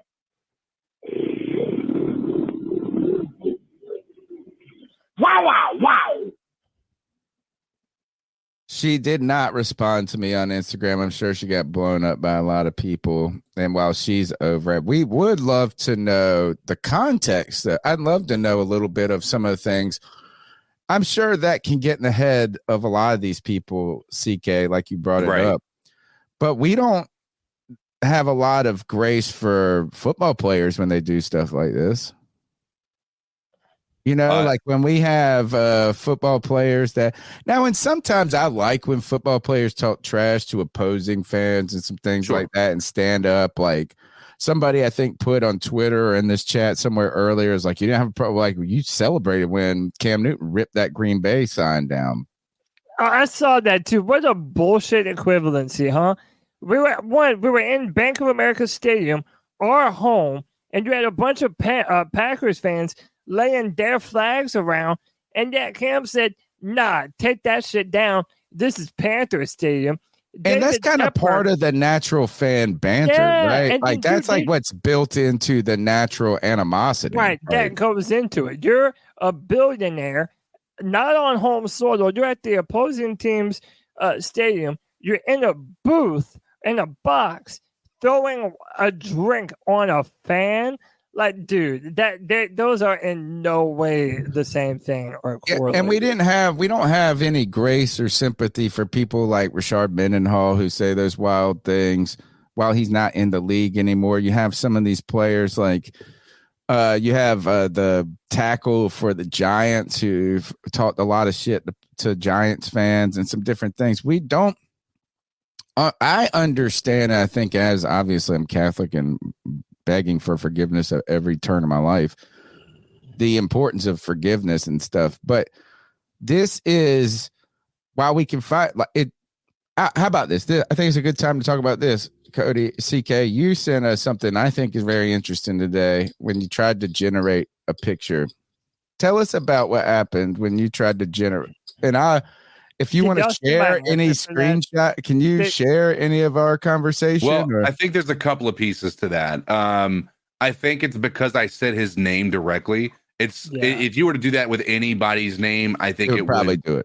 Give you that big error message. Now, what I do find interesting. Well, tell the fans what happened first. Basically, I told the chat, the whatever you want to call it, the image, the AI image generator, thing, right? I told it to generate an image of David Tepper throwing a drink on a Jaguars fan, and it basically would not. It refused to. Now, again, part of that is probably by design based on what I'm seeing. Or what you're asking it to do, maybe. Right. However, what is interesting about it is... Can you run a test after this and do a picture of Tony Dunn? Yeah. Host of C3 Panthers Podcast, Tony Dunn, throwing a drink on listener. Right. Yeah, that should be possible. But nonetheless, so I told it to do that. It would not do that. But I found it interesting that not even just a matter that it wouldn't do that, it actually almost tried to convince me not to want to. I was like, why would you want to ask for this? Like, is what is basically how it approached it. Because it happened. It was such a weird way for it to approach it that way. But nonetheless, yeah. It happened. It is what it is. But you got a picture of it though, eventually, right? Yeah. I got a picture of that. What was the prompt? Did you have to change it to do it? Kevin does them all the time. He just doesn't use Tepper's name, and they're hilarious. Yeah. Basically, I learned how to do it. I know about ChatGPT, but I do not know about the free image ones. Which one? Somebody tell me what a good free image one is. Because why didn't we use that image in the podcast thumb is my question. That's what I gave you. That's the ones I sent you via text. Yeah. But I did basically you have to say fat businessman and it'll generate the what? Bad bald, businessman? Bald fat businessman. And that's how you generate those images. So you can get around it by basically Can you ask it to make a Dude, you can ask him to do anything. Right, but here, can you ask it to make a positive picture of David Tepper, though? Like, will it let you do good things about his name? Is it because it was his name and it's negative? I mean, I don't want to get too far into it. We'll take another call as we're thinking about those things. I'm going to find some of Kevin's and show him. All right, here we go. Let's go to the numbers 252-228-5098. Hey, C3, how are you today? Pathetic $300,000 fine Tepper got. That's like blowing $1 at a gas station for us. Anyway, something we talked about on Spaces just a few minutes ago, and I wanted to bring it to y'all's attention. The last couple of years, when we make a draft pick or sign a free agency or we get a coach, we always hype them up. I'm just not going to do that anymore. I'm from here on out, if the players or the coaches or the owners or the GM or general manager, if they want hyped up, they're going to earn it. I'm not giving no more freebies. Okay. No more free hype ups. Okay. If you want it, you earn it. If not, sit down, shut up. Now, that don't mean I ain't going to talk about them. That don't mean I'm going to give my opinion, but I'm not going to hype your ass up, okay? I hyped up Bryce Young even after the draft because he was a Panther. Before that, I wanted Stroud or I didn't want to trade up to start with. And you could go on, as we do. But you know what? There's going to be no more hyped up. No more hyping up. And I suggest Panther fans, the rest of the Panther fans, to do that. I'm not telling you how to fan. You fan the way you want to fan. But, I'm not going to get all into these players that are going to suck. So from here on out, if you want it, you earn it. I wasn't a guy. I didn't think we needed Luke Kuechly when we drafted him, and I turned out to be wrong. And I was overwhelmingly happy I was, because I hyped him up from after that. Same thing with Ryan Cleo. I'm glad I was wrong. I can go on and on and on. And Ian, I just can't hype up these players that are going to suck. Brandon Smith should have never been drafted in the third round. They should have played him. You can go on and on and on about draft picks that shouldn't have been drafted, but they was. So keep pounding in. That brings, Tepper sucks. Thank you for that call, Pickle. Great stuff. That brings up, as we talk about those types of players, and we talked in the post-game show about the bipolar nature of Panther weeks, like how we go from hating someone to loving someone, how one game makes Bryce a bust, and then this other game proves that he is elite and by these different standards. You know how some people just 2 weeks ago we were talking about, should we bring back Chark? Should we bring back Chark? Is Chark a discussion? This and that. And now we're like, fuck him. Don't come in here right near our team again. To me, a more interesting one is YGM. I think YGM has quietly put together a season that could make him an interesting rotational piece on this team, to the effect of like guys that we had gone, maybe not necessarily not banking on him to be a starter or something to that effect, but we walked into seasons with guys like Mario Addison in the past, and we're really excited about having them and what role they could play. YGM, under difficult circumstances, has been arguably more memorable than Brian Burns. And it's taken him a while. He was drafted in the same year as Derek Brown. I told you, third. I've been telling you guys this is DNs they're not going to make a difference until year 3, right? I mean, they're not. And this is year 4 or 3 for him. I think this is the same year as Derek Brown. Derek Brown was 2020. 21, 22, 20. This is year 4. This is year 4 for him then. Yeah, 4. So, but I mean, is that like a non-star? Would you not want YGM on the team next year? Here's the deal. You're right. Listen, we've done the film room, and he has gotten better this year. You see him come alive on more plays than you ever saw him do before. I actually think the move to a 3-4 did kind of benefit him a little bit. And it is better. Which is strange because Mike Kay was adamant that he didn't fit that scheme, that he was a 4-3 defensive end. And I understand why he would say that. Yeah, because being on an end against the big boys is tough. Yeah, and he's a bigger guy. He's naturally, above 260 pounds. He didn't need to bulk up like a Brian Burns did, per se. So, but it's also he's not like a Trey Hendrickson. He's not like one of these other guys that comes on and just, turns into a monster. He's not like, what's his name? The guy from the Pittsburgh Steelers, not TJ Watt, but the other Highsmith. He's not like a Highsmith. So he's a good player. He's one that I would like to have around. We have him for at least another year. I want to get the most out of him as you possibly can. But at the same time, do we have him for another year? I think this was his 2020. If we drafted him in the 2020 season, you get 2021, 21, 22, 22, 23, 20. So it would be so next year would be his. This is a contract year. Yeah, he's a second round player. And while I know, look, he's not going to be able to go command a bunch of money somewhere else necessarily. He might be able to get a little bit more than we're willing to give him at some point. Who knows? I don't necessarily think it's a bad idea to bring him back to this team and have him as a component of that defense going forward.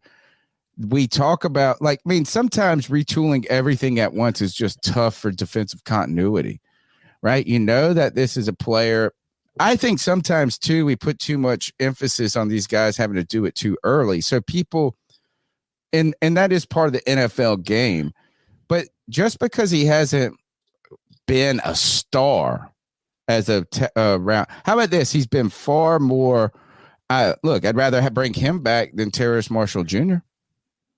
I'd rather bring him back rather than. I'm trying to think of other second round picks. Terrace Marshall Jr. won't be on a football team next year. Like, seriously, who the fuck is going to want Terrace Marshall Jr.? All right, if After we being say a healthy scratch for the past 3 or 4 weeks in a row, you're a healthy scratch. Is there any possibility, though, if we're going to give everybody else an out about how disparaging a situation, could he also just be in a bad place? Is he going to be one of those players that's is more productive if he was like with Sean Payton or if he's with Andy Reid? I don't know. We asked this about every player. I know. That's the problem, live isn't up to it? their expectation. We're going to do the same thing with Jeremy Chin soon. We're going to do the same thing with J.C. Horn. Well, we're going to get to see with Burns. Jeremy Chin. We're going to get to see with Terrace Marshall Jr. Yeah, but I mean, I don't know. I think Terrace Marshall just sucks. Like, I think that, you know what it is? That's I don't deny.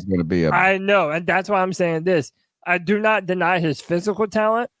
I don't think he's got that dog in him. I really don't. I think he's a weakling who wants everything gifted to him, and he doesn't work hard enough when someone makes him try to rise to the occasion to earn something. Granted, I don't know the dude, but I know he's physically talented. I know he was really good at LSU. But he has just. He looks like he's working hard in the off season. He looks like, he does. Like, he doesn't look like he's doing anything other than these other guys aren't. He's not coming in out of shape. He's not this. Sometimes you just wonder, is he. We make judgments about people's intelligence that we don't know sometimes. So, like, you're in a room with somebody and you're just like, this person's dumb. It's not nice, but you do it. Maybe that. I don't know. It's crazy. Behind the scenes, like, we got to start making a list of all these behind the scenes. Maybe Cameron Artis-Payne is far enough in the rear view where we can get him on to talk about why the hell he didn't get no playing time. Did he, in my theory, smash Ron Rivera's daughter? It's still my theory. Cameron Artis-Payne thing. Can we jump around? Sure. Let's talk about some stuff. Yeah. So you mentioned Cameron Artis-Payne. You know who Cameron Artis-Payne isn't? Oh, that's right, baby. He's not Chuba, who has 1,000 scrimmage yards this season. And what a diminished stat this is. I just wanted to gloat and say, hey, Cameron Artis-Payne, he ain't never done no shit like that. I have been defending Chuba Hubbard for as long as I can. Everyone wanted to shit on him, say he's a bust. No, the dude can be a good running back. And by the way, the fact that he's even been able to look at least halfway decent on this terrible football team, I think that's a testament to Chuba, his willingness to continue to grind and fight and get better. How about this? Chuba Hubbard is the anti-Terrace Marshall Jr. Chuba Hubbard worked for every bit of success that he's achieving right now, and I believe Terrace Marshall Jr. wanted things given to him. Were they the same draft class? I think so. I believe we drafted all defense the year of 2020 when we got YG, right. And then we mixed things up. Yep. But to be fair, too, Chuba took time. Yeah. Come on. Everyone passing the ball to him. About this. Let's be real, guys. Let's be real. All right, let's talk about this Chuba Hubbard thing. 1,000 yards rushing is not what it used to be in the NFL. Maybe it is because you don't get the ball as much, but there's 17 games now. It's kind of like when you looked at O.J. Simpson's 2,000-yard season and you realize he did it in 12 games. And you're like, what the fuck? That's absurd. What? There's less fucking games to do. So I think look, the benchmark for bonuses, I used to always think of like you should get a bonus for a player in fantasy if they did this. For rushers, it was 1,000 yards. For receiver, it was 1,000 yards. For quarterback, it was 3,000 yards passing.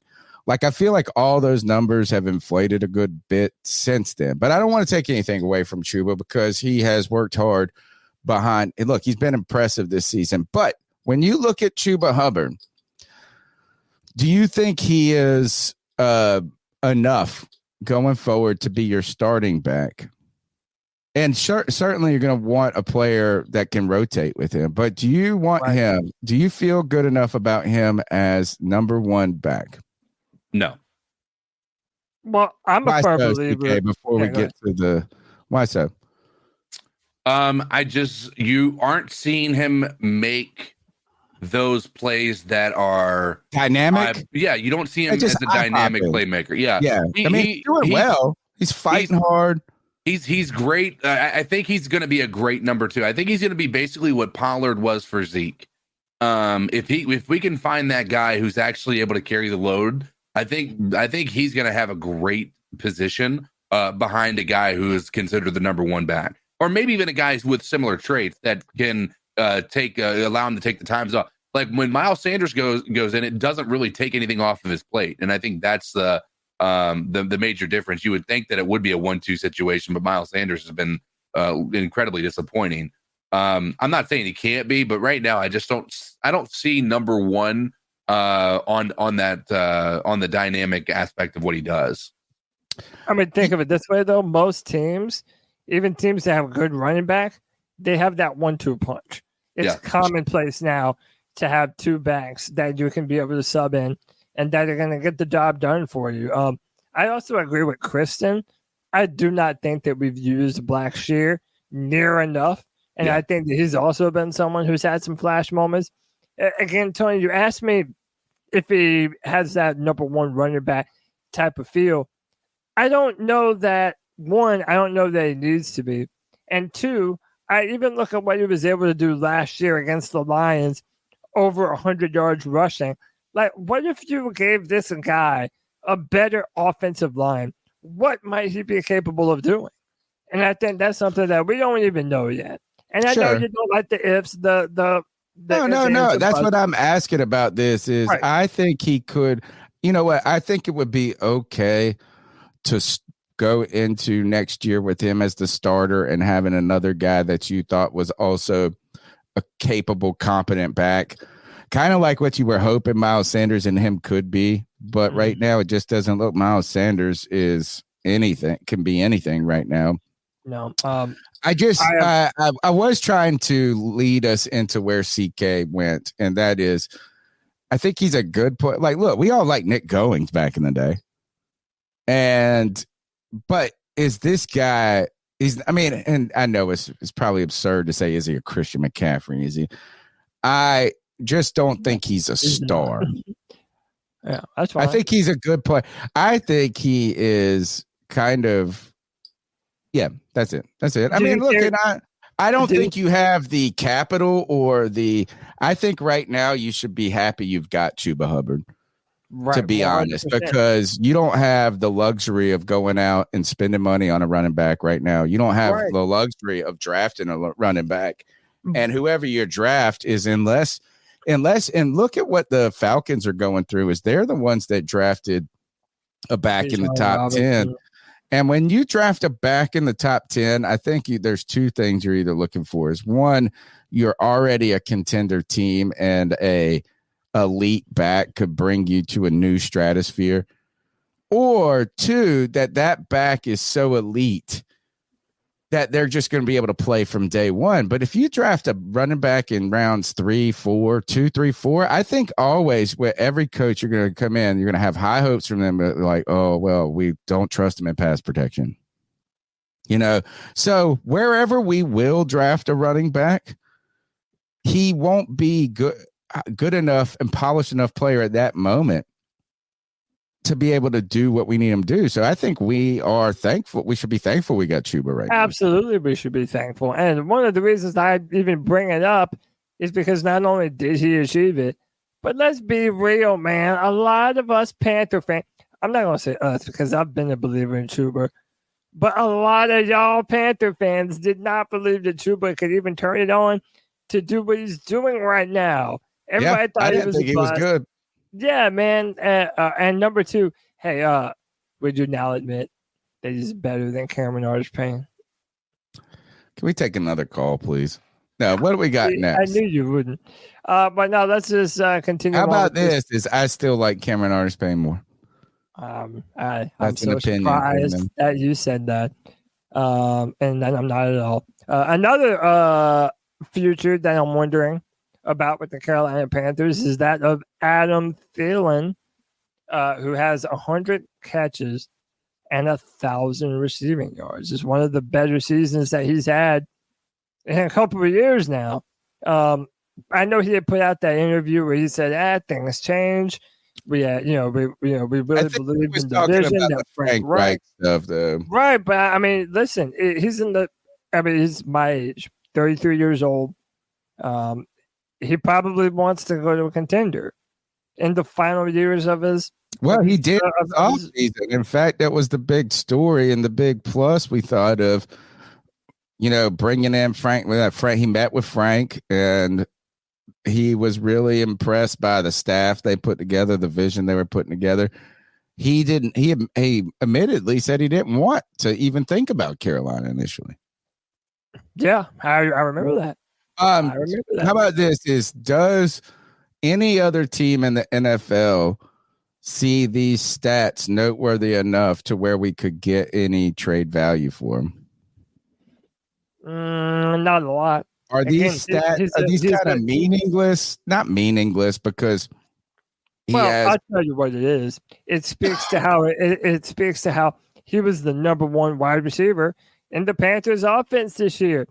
People feel like whenever you say this that it's like an insult on Adam Thielen. It's not intended to be, but he was the best, most dependable weapon at wide receiver for the Carolina Panthers. So especially earlier in the year, he got a bulk of the targets.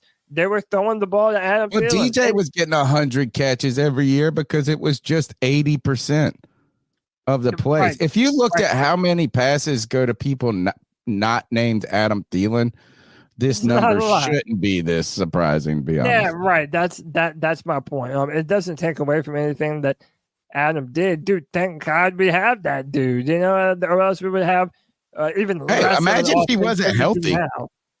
How about the 33-year-old guy stay healthy all season? He's been most important to the offense. He's been the most reliable. Most amount of separation. Right, is that this is not supposed to be what happens with the 33-year-old.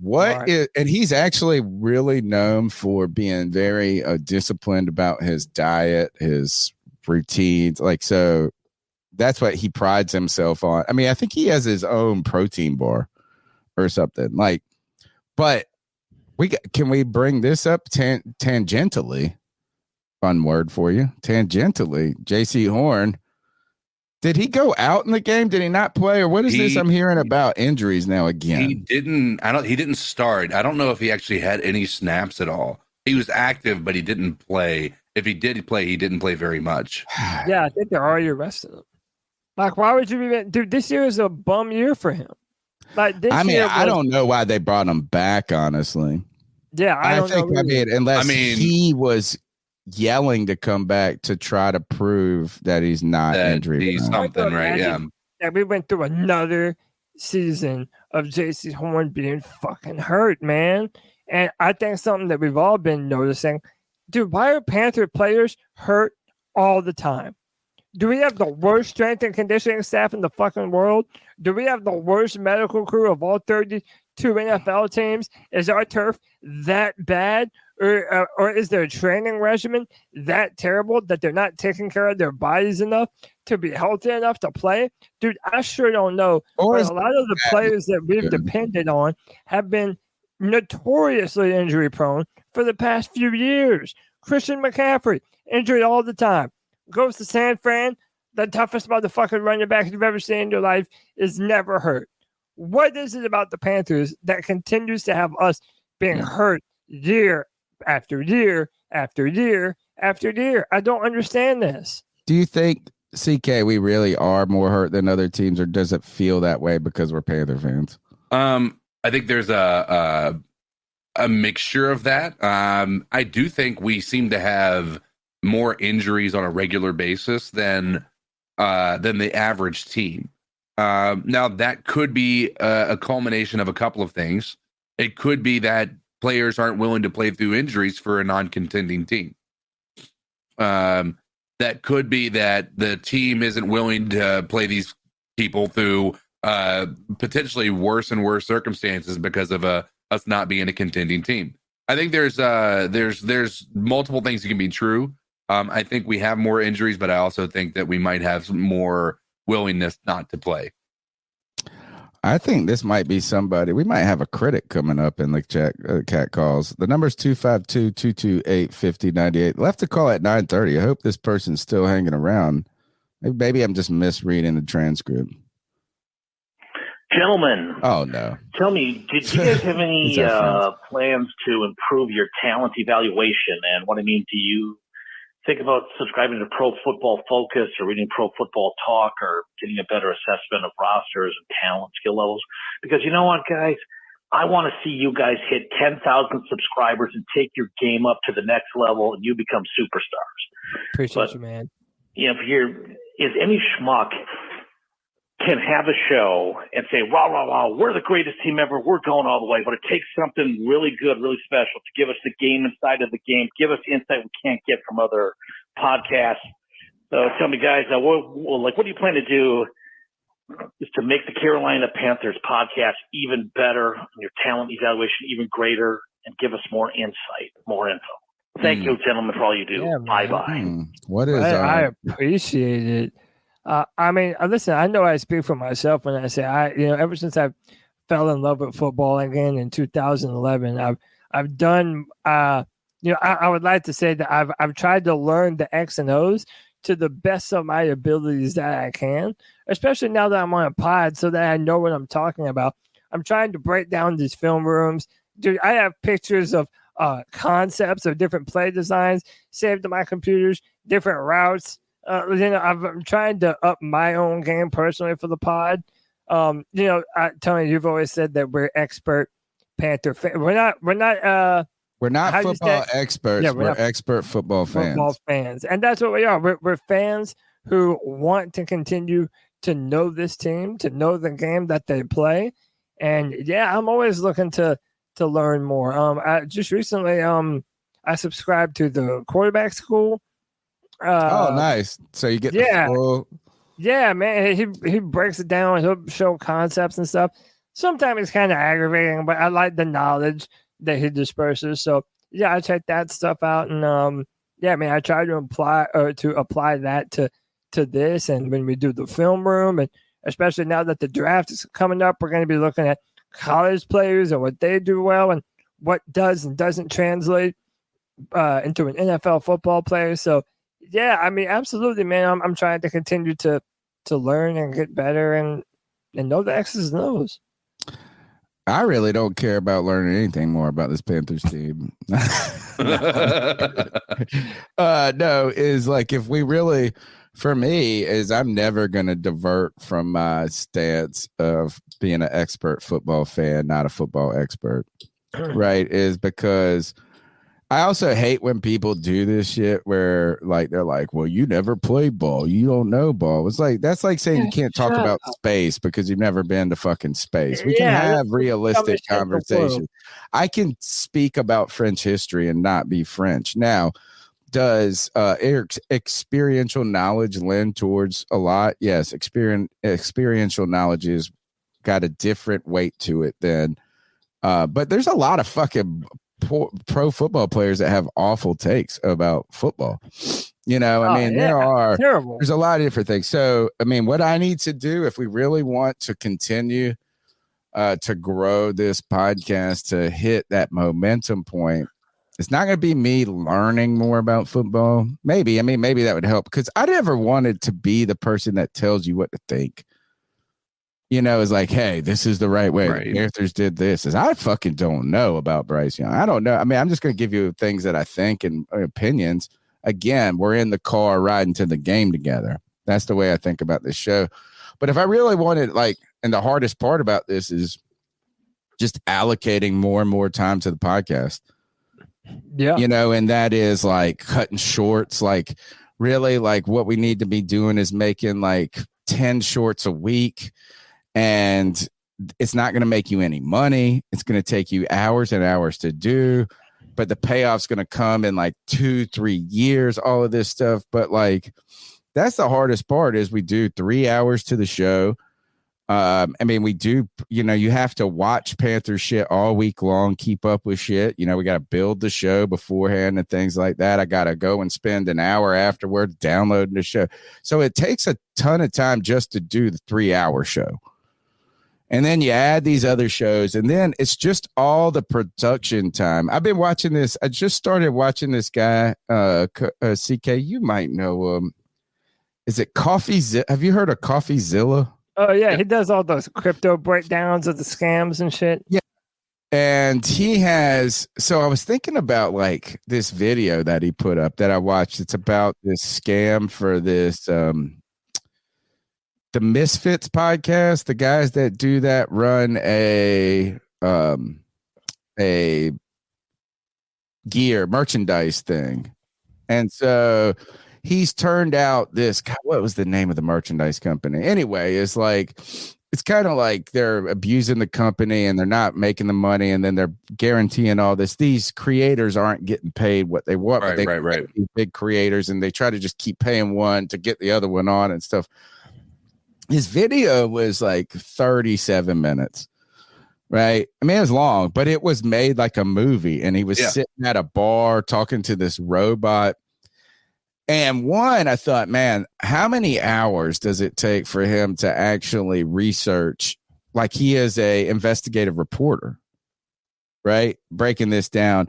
And I know he's not doing it, but like for me to actually, or for us to do this, we would have to spend the time cutting the video. We would do it ourselves because you can't pay somebody. You don't have an entire staff helping you out. Or, and you're not. But that's most of these go guys in as a company and risk it, right? Because they probably risked a lot of money. I'm just thinking that video must have taken like 900 man hours to make. I took my girls. My wife was out of town. She had to take my son to the airport, and she stayed there with her friends. And we went and saw the Migration, the new kids, like the new animated movie. We saw it in 3D.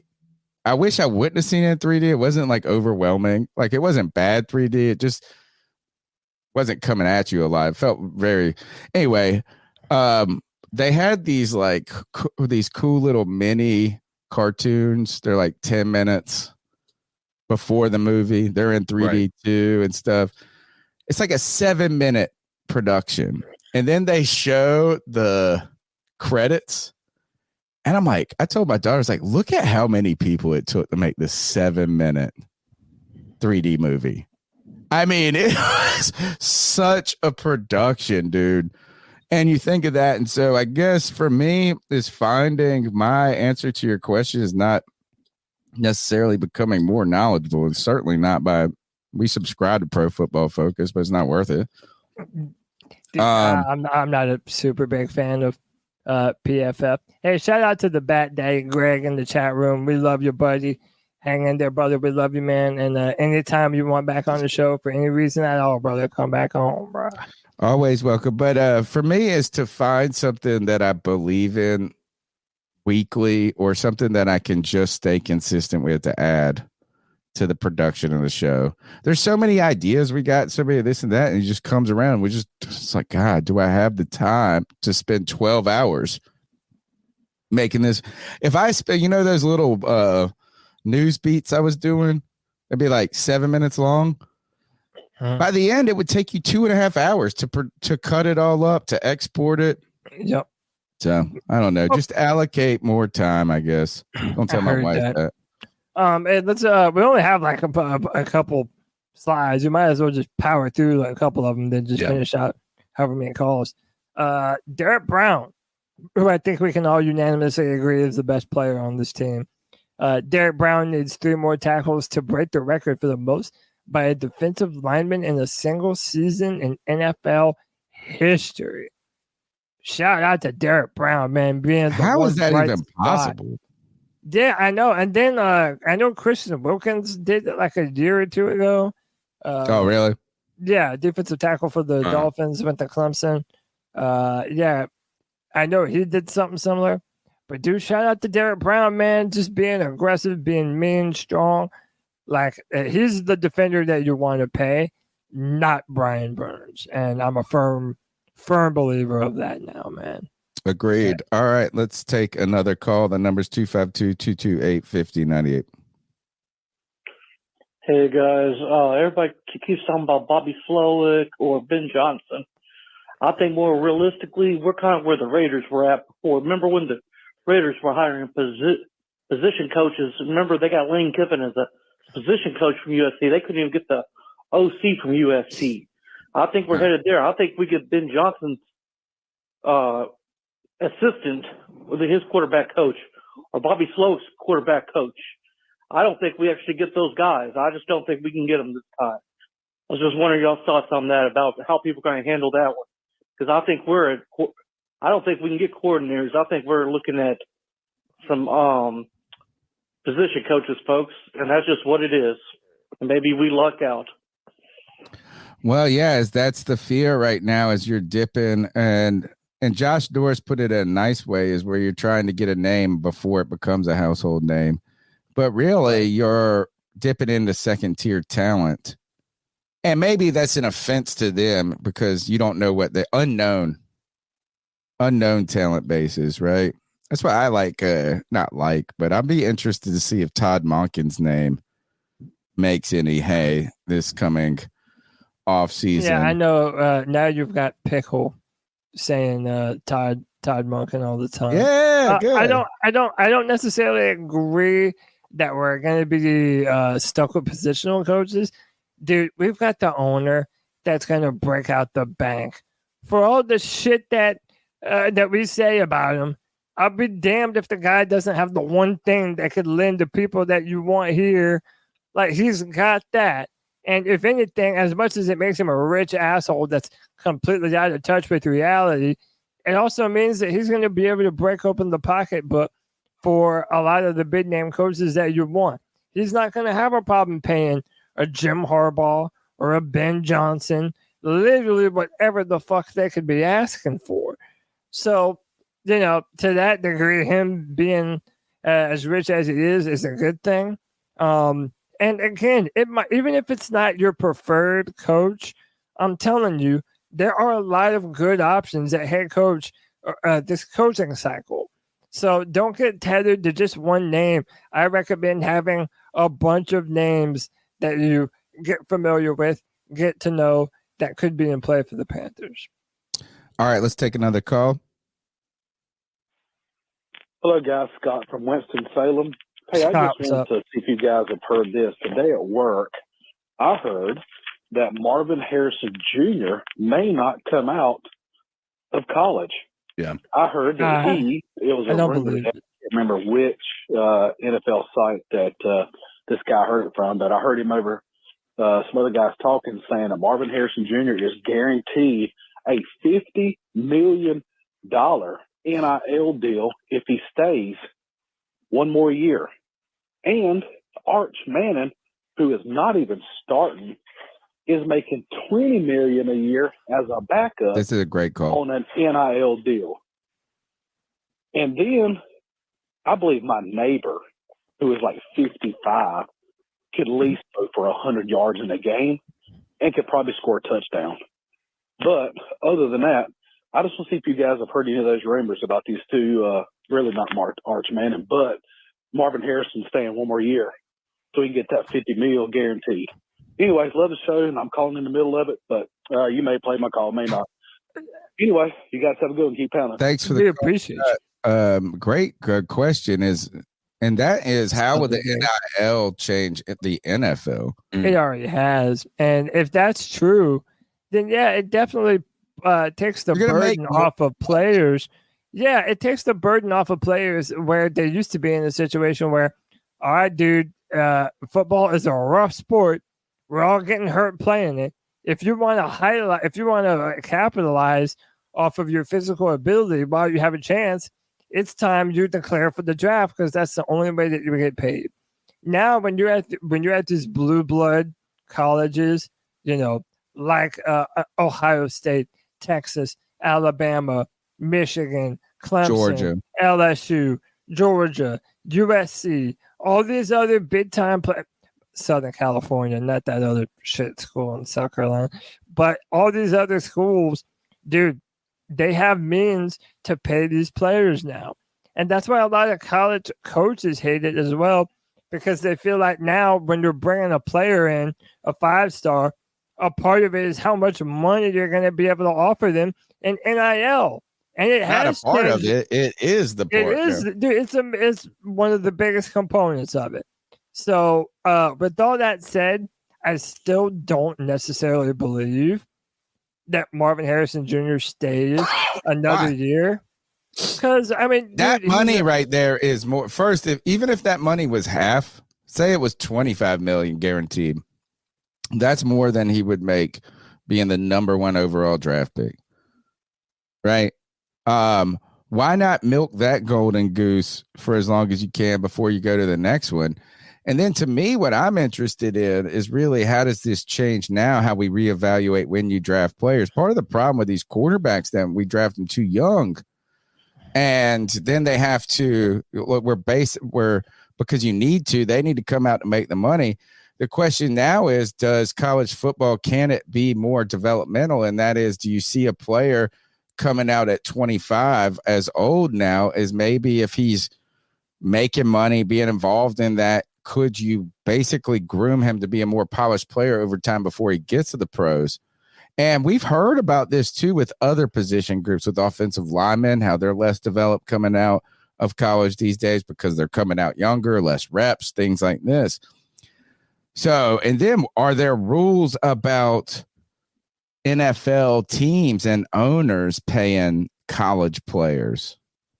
Like, what if you knew you were going to stink this year or next year, and you're like, you know what, let's pay this quarterback to go back to college another year through these means? It's possible. I mean, if they're legit making more money, then yeah. But I think with like a lot, Right. with the endorsements and the guaranteed money that now that is starting to become more and more, I don't know, man. And you can get injured, you can get hurt in a bad way, and it tanks your draft stock. I don't know, man. I just think that if you're Marvin Harrison Jr. and you know you're going to be a top 5 pick in the draft, man, what are you waiting for, man? Just come out. And I still think that he's going to, but I listen, the caller is not wrong. I have read many of those rumors about Harrison Jr. staying at Ohio State. The wild stuff is the amount of money they talk about him making as a college student might be more than his father's entire NFL career. Dude, these cats are making real loot, dude, in college now. Now, not all of them, right? So we can't just be like, oh, all college athletes are getting paid, because like the ones at ECU, the school I go to, are probably getting like gift cards to BW3s or something like that. Right. But these the top schools with the top 5 class star, and if you're the luxury of being Deion's kid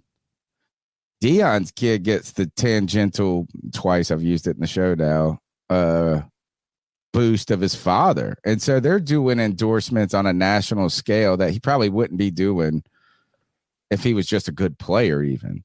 Mm-hmm. But that guy in USC made so much money this year, dude. These guys are making life-changing money, Cody, where I don't think they have to go early anymore.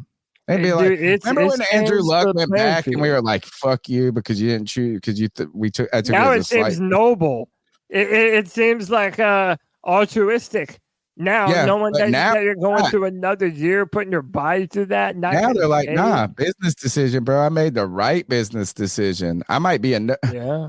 So anyway, all right, let's take another call. Hey guys, this is Michael Wydrake calling. Michael, yeah, I just have one thing to say. David Tepper needs to own up to his mistakes, 1, and 2, he needs to put on his big boy pants and walk away from that scene, because that was ridiculous for what he did that game. And yeah, honestly, if he would have never caused that scene, he would have never gotten that whole situation out of line. So what my dad taught me was, don't cause a scene. Just walk away. Yep. Period. Keep pounding. Right. Keep pounding. Yeah, and by the way, congrats to Michael earlier in the show in the chat room. He said that his grandma going through chemo only has one more round of chemo left. Beautiful. She is done. So shout out to you and your family, Michael. All right, let's go to C Dog 1993. And then I know D. Or had 1983. Real quick, it's me, C Dog 1983. C Dog. Merry Christmas, Happy New Year to everybody. You know what Happy I'm saying? New Year, Steve. But I'm calling them, man, because I went to the game Sunday, and nice. I told everybody that Jaguars would have, at least 4 or 5 sacks. Everybody laughed at me, talking about Bryce this, Bryce that, like Bryce Young, this fucking Jesus Christ or something. He hasn't done anything all fucking season. He hasn't completed a deep ball all season. But you know what? It is what it is. Then somebody gonna call me and talk about, goddamn, get this motherfucker 3 years. Why the fuck would I wait 3 years for this little bitty bitch, midget, leprechaun motherfucker to get good? He's not it. I'm tired of all the fucking excuses. I'm not gonna call you dumb. I'm not gonna call you delusional. You know what I'm saying? I'm just gonna respect your opinion. But he's fucking trash. You know what I'm saying? If you ask me, he's trash. But real quick, man, I met Marquise Haynes' sister at the Jaguars game Sunday. Super cool. That's a bad game for her to show up to. Man, because as I was meeting Marquise Haynes' sister and everything, a little kid walked up to me and said Bryce Young was trash. Even little kids know he's fucking trash, but as grown men think you can fix this motherfucker. He's not a fucking Build-A-Bear. You know what I'm saying? He is what the fuck he is. He ain't got them getting taller. He ain't getting fucking stronger and fucking faster. You silly motherfuckers. But when you come to the NFL, you got to be projected what you're going to be in the NFL. You know what I'm saying? But it is what it is, man. Whenever you come in here, make sure you hit the motherfucking like button. Make sure you got them subscribe to the motherfucking goddamn content. These boys go live every goddamn Tuesday, and they go live every goddamn they got the free for all on Friday, and they got them go live after the game. They got them game recap. It's been a whirlwind of the season. You know what I'm saying? Like I said, I hope everybody had a goddamn Merry Christmas, Happy New Year. You know what I'm saying? I always come in here and support these guys. But for all you delusional fans with the Bryce Young shit, he's trash. You know what? And then when the little kid came up to me and said he was trash, I couldn't do nothing but laugh, man. And real quick, man, I gotta give a shout out to Fred Taylor. I met Fred Taylor. Got Fred Taylor autograph. Oh, I love that player. You know what I'm saying? I am gonna drop me a recap of the game sometime tomorrow and everything. Because I'm not a content creator, I'm a casual creator. But anyways, hit the like button, subscribe to this great content whenever you come in here. C-Dog 1983 out. D-Baby, stop fucking hiding, nigga. Dude, I love it. I love it. Look, we don't know that Bryce is going to be the biggest argument. He's going to be the biggest lightning rod character that the Panthers have ever had. And that's crazy to us considering that we've had Cam Newton. I know, and that we've had Steve Smith. But at the end of the day, man, Bryce Young did nothing to make the doubters believe that Bryce is him. And to everyone that's like, I say everyone, but I'm mainly talking about the few cunts on Twitter that continuously fucking badger me and fucking make every excuse in the fucking world for Bryce. Look, no one's saying that Bryce is a bust, but you're not going to tell me that he didn't vastly underperform compared to expectation this year either. So until then, C-Dog is allowed to talk his shit about Bryce. And you miss it, Tony. You said that a little kid came up to him at the Jaguars game and told him that Bryce Young sucks. So, it's like, hey, man, until Bryce is able to, do away with those opinions of him, you can't get mad when people come in here and say, hey, man, I don't like the little dude. That's not the quarterback that we wanted for the Carolina Panthers. We wanted someone that could do more. Until Bryce lives up to that, can't be mad at it. I think the two things that I come away from what you're saying that are interested in me is, one is that he's going to be the most contentious player in Panthers history.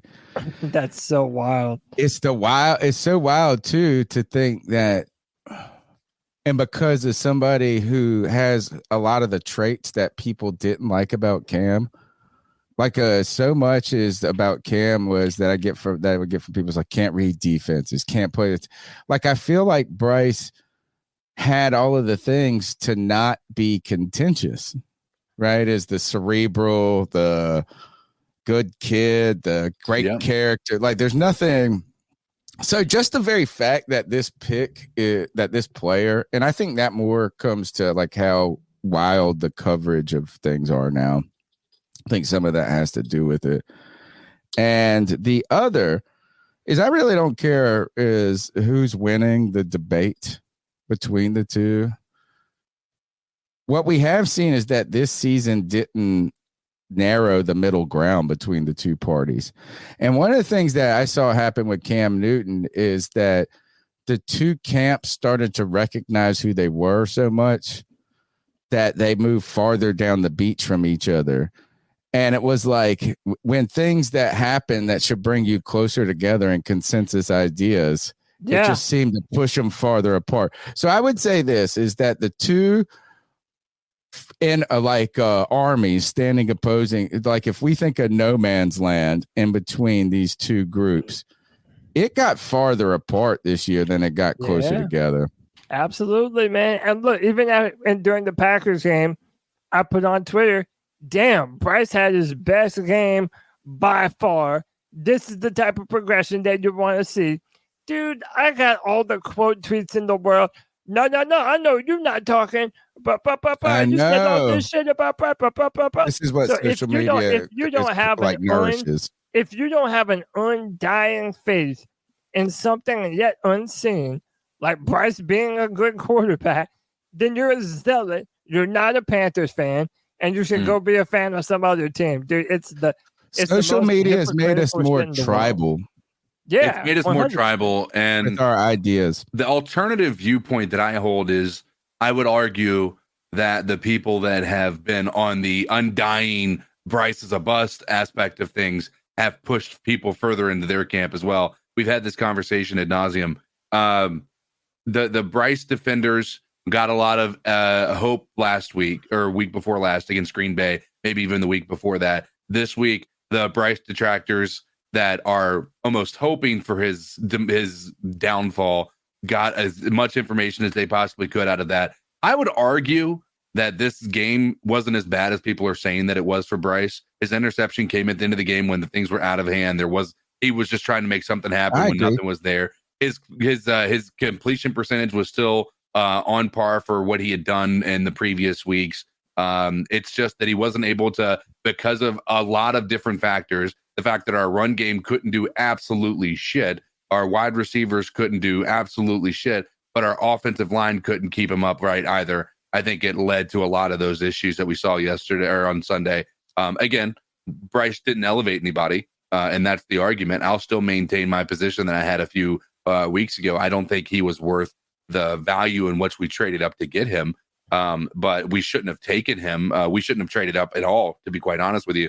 But as of now, I still look at that game and I say there's still so much unseen, and there's still so much that we can't.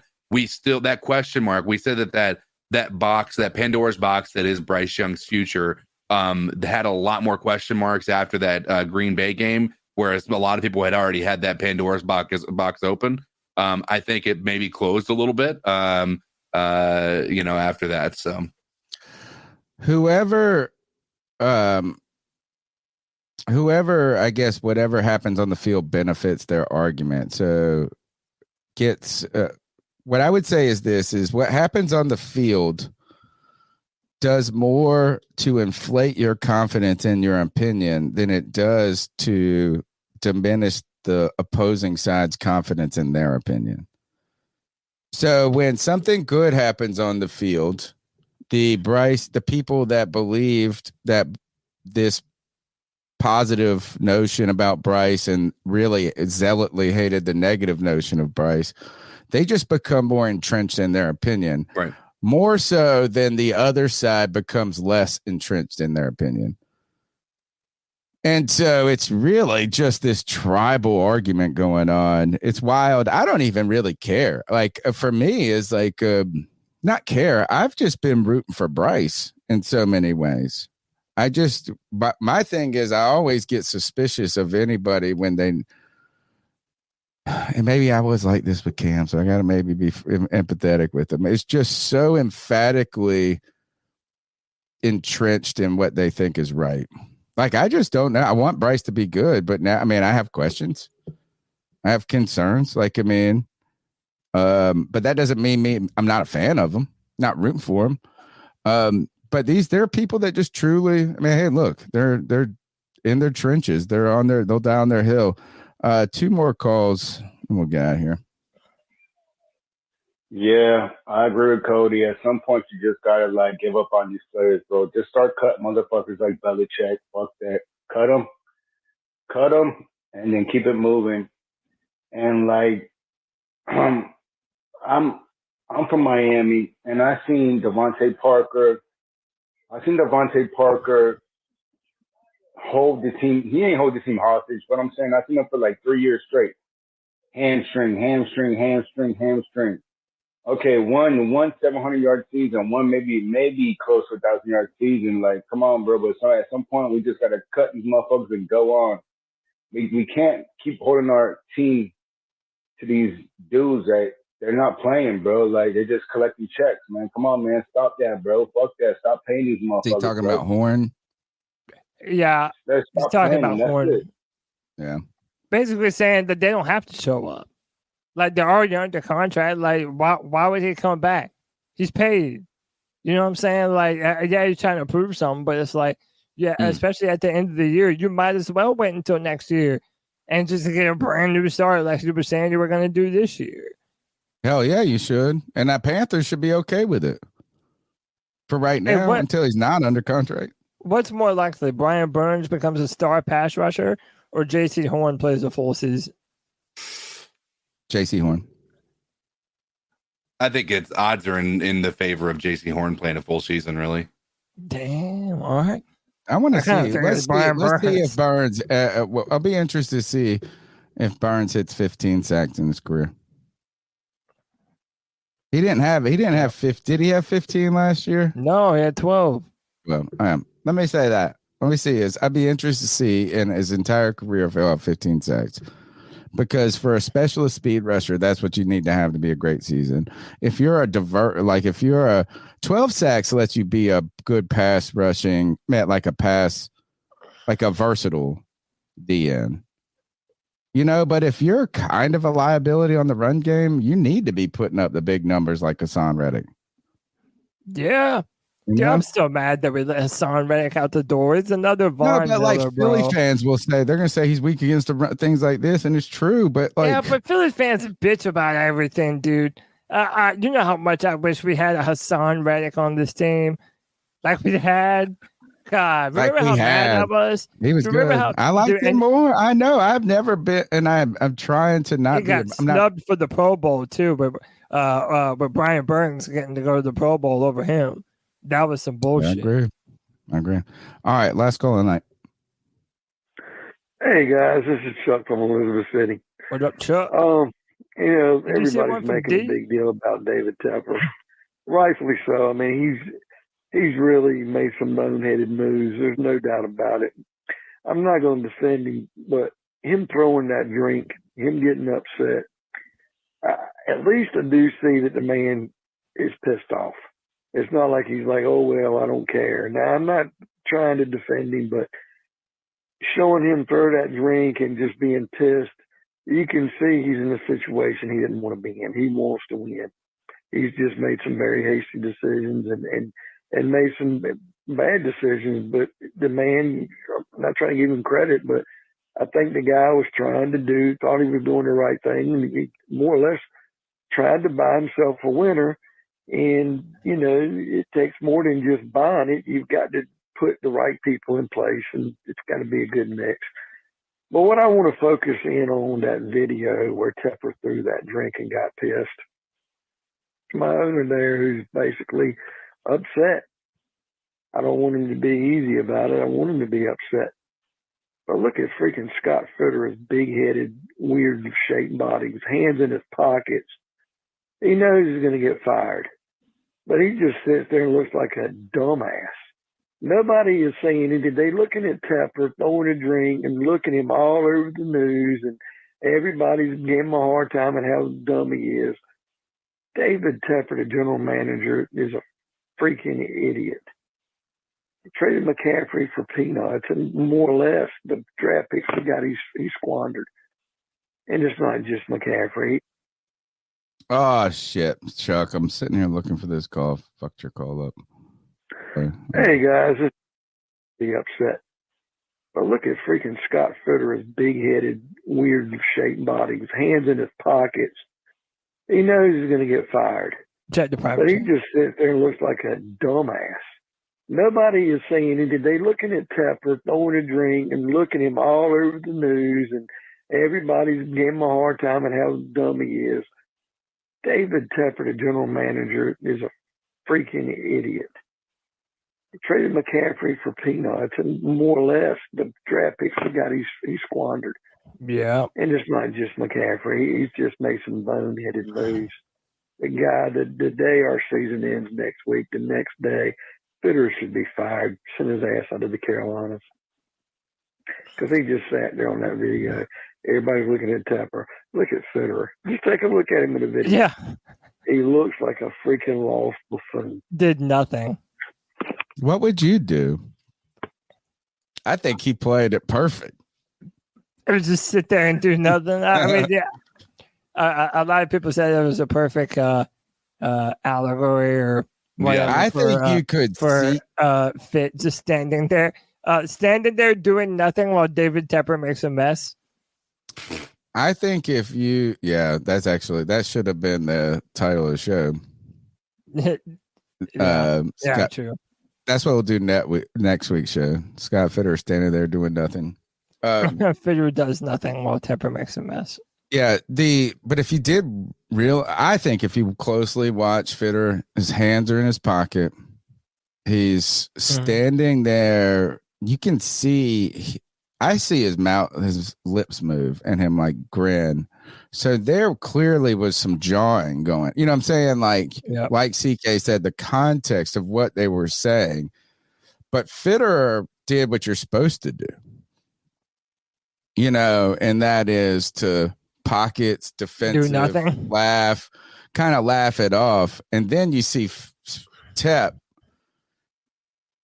I don't know what he could have done. I think he played it. I think that's why I like Scott Fitterer in some ways. It's like, to me, that's the perfect. Do you think enough people know who Fitterer is that it's hard for him to go out? Like, let's say he just wanted to. No, I'm saying, like, let's say he just wanted to go to a bar somewhere. Can he go somewhere without hearing a Panther fan saying to him, "Dude, why don't you fucking draft better? Why'd you trade Charlotte? He probably can't. Stupid." Not in Charlotte. That's what I wonder. I don't know. That's a good question. I would say it's hard for me to know because I'm overly tuned into the Panthers. Dude, if I met Fitterer, I don't even know what I would do. What would you say? I would concoct a master plan, man. Like, I would want to talk to him. I would try and get him to talk to me, man. Be like, hey, I'm an aspiring GM. I just wanted to know if I could. Aspiring GM. Pick your a little lower on the totem pole. I don't know, dude. Or something. I don't know. I would just want to figure out something to say. I don't think I think it's too easy to dismiss everything he's done. But it certainly has not. The draft picks just haven't worked out. That's it. I mean, it's like, how is it this bad? All right. We've got one last call. What's going on? What's going on, C3 family? D. Down to North Carolina. I told you. Shout out to the great Tony Dunn. Thank you. Shout out to CK. Shout out to the homie Cody. Greg, wherever he has disappeared to. I ain't seen him in a while, but shout out to him. Kristen LeDane, Panther Pickle. Shut the hell up. That effing guy, Muscles Marinara. Just everybody needs a G, baby. I'm only calling in to chime in on the Tepper tantrum that ended up happening. I mean, this dude has really been acting out all year. I don't know if there's like the realization that I've been messing up an organization for countless amount of years now, and he can't live with himself with it. His old lady looking at him like you really screwed the pooch with this one. Fan base wanting him just to leave. And I don't feel sorry for him. He put this on him, Snyder 2.0. But I was actually glad that it happened because of the simple fact that we could draw attention away from how anemic, the lack of energy we had this past week. We just we didn't bring it in. We can talk about all the different things in the game that happened, but we really lacked energy from the beginning of the game. And as long as we're doing slow starts and everything else like that with this team, it's kind of hard to gauge how we're going to play. Yeah. I'm looking for a victory this last game. I'm hopeful, and I pray that we get it. But at the end of the day, David Tepper now, I feel, has to sit back and reflect on what he's done these last 6-7 years and really buckle down and get football people in here so we can start turning the ship around. I still love my Panthers. I still love the great C3 platform. Can't wait to hear what all y'all's takes is. This is D from Sanford. Keep pounding. D, we appreciate that love, man. You're one of the best cat callers that we have. And look, man, D makes me hopeful. You know, a fan like D goes a long way because after listening to him, you're like, man, things are bad, but man, it might work out one day, you know? Like, you need people like D, man. I mean, obviously, there's so much to be disappointed in this year, brother. You know, you're just hoping that we're able to right the ship, that we're able to start drafting better. I think that's the first step. If we draft better, I think that's going to be we have to draft better. That's why we're here where we are. We just have to draft better. That's it. Let's see. Let me check everything. That is, I mean, you guys do we got anything left to talk about or that we need? Let's yes, we do. We have one quick. We're supposed to talk about the playoffs real quick. Yeah, I forgot y'all added slides. Hang on. I can bring them up. Just the question about we won't do the full picture. Yeah, we won't do the full. Yeah, but CK, this year you told us was kind of a wild year. Yeah, it's the most teams in like 40 years, I think it was, that the most teams that are actually capable of making it into the playoffs. Like they have achieved ultimate parity. Yeah, at the last game of the year, right? The last game of the year, there's still over 20 teams that are still able to make the playoffs. Where this week matters. What is wild to many people are looking at this while the NFC South, and they're seeing the Panthers are obviously out. Most people are assuming the Atlanta Falcons are out. There is a wild scenario and a very possible scenario where the Atlanta Falcons win the NFC South, and it happens like this. If the Bucs lose to the Panthers, I know, long shot, but let's just say it happens. The Bucs lose to the Panthers, and the Saints lose to the Falcons will win the NFC South. That's not even that wild of a situation. Like, it would be different if it was like, we have to have 3 other teams. This has to end in a tie over here. This has to have, that happens so many times with a lot of these scenarios. But the Falcons really have a way to make it happen. If they can control their destiny and hope that the Panthers can do something to make Baker Mayfield look less than ideal on Sunday, they actually win the NFC South and go into the playoffs as the number 4 seed. It's wild thought, but it's absolutely true, and that's something that is crazy to think about. That is insane, and we got no answer for Baker Mayfield and Mike Evans, though, by the way, guys. Like, I hate to say that, is whatever happened in the first, like in that last quarter, They're You're gonna still shit on us. Rowing all over. All right. So interesting stuff. Parody. I like this. Somebody put in the chat. Here's a great comment. Daniel says this is the best NFL script written in a while. That was a great comment right there. All right. That's the show. Hey, look, as you can find, we always put this up. We always forget to mention it. Look, we got some merchandise, C3 Panthers Podcast t-shirt, mugs, the Shut the Hell Up t-shirts, and even your G-Baby Make You Fucking Sick t-shirt. They're on CarolinaCatChronicles.com. You go to the shop tab, and you can find that gear. The way you can support the show more than anything, though, is subbing up and being one of the wonderful people. Actually, if you're hearing my voice right now, you're doing exactly what you need to do. That's be a part of the community. Listen, subscribe, rate, whatever way you can just help someone else find this show as we continue to try to grow in the face of terrible football adversity. We love it. We love all the people that are here and the great takes they bring to the calls. Call in at 252-228-5098. And we got one last segment at Rock. That's the longest running segment on the longest running Panthers podcast. It's the Ice Up segment. It's our moment to ice some fools up. Cody, you got us rocking, ready to roll? I do. I mean, not. I got the bumper. Yeah. Let's ice up.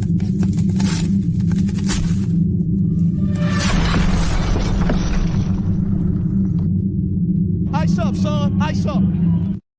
It's our homage to Steve Smith, where we tell someone to ice up, toughen up, to get it together. This is the opportunity for us to go off the beaten track. Well, first, it's our show. We do whatever the fuck we want. But, hey, you get to – this is one time we reserve where we can talk about things that are not football specifically if we want to.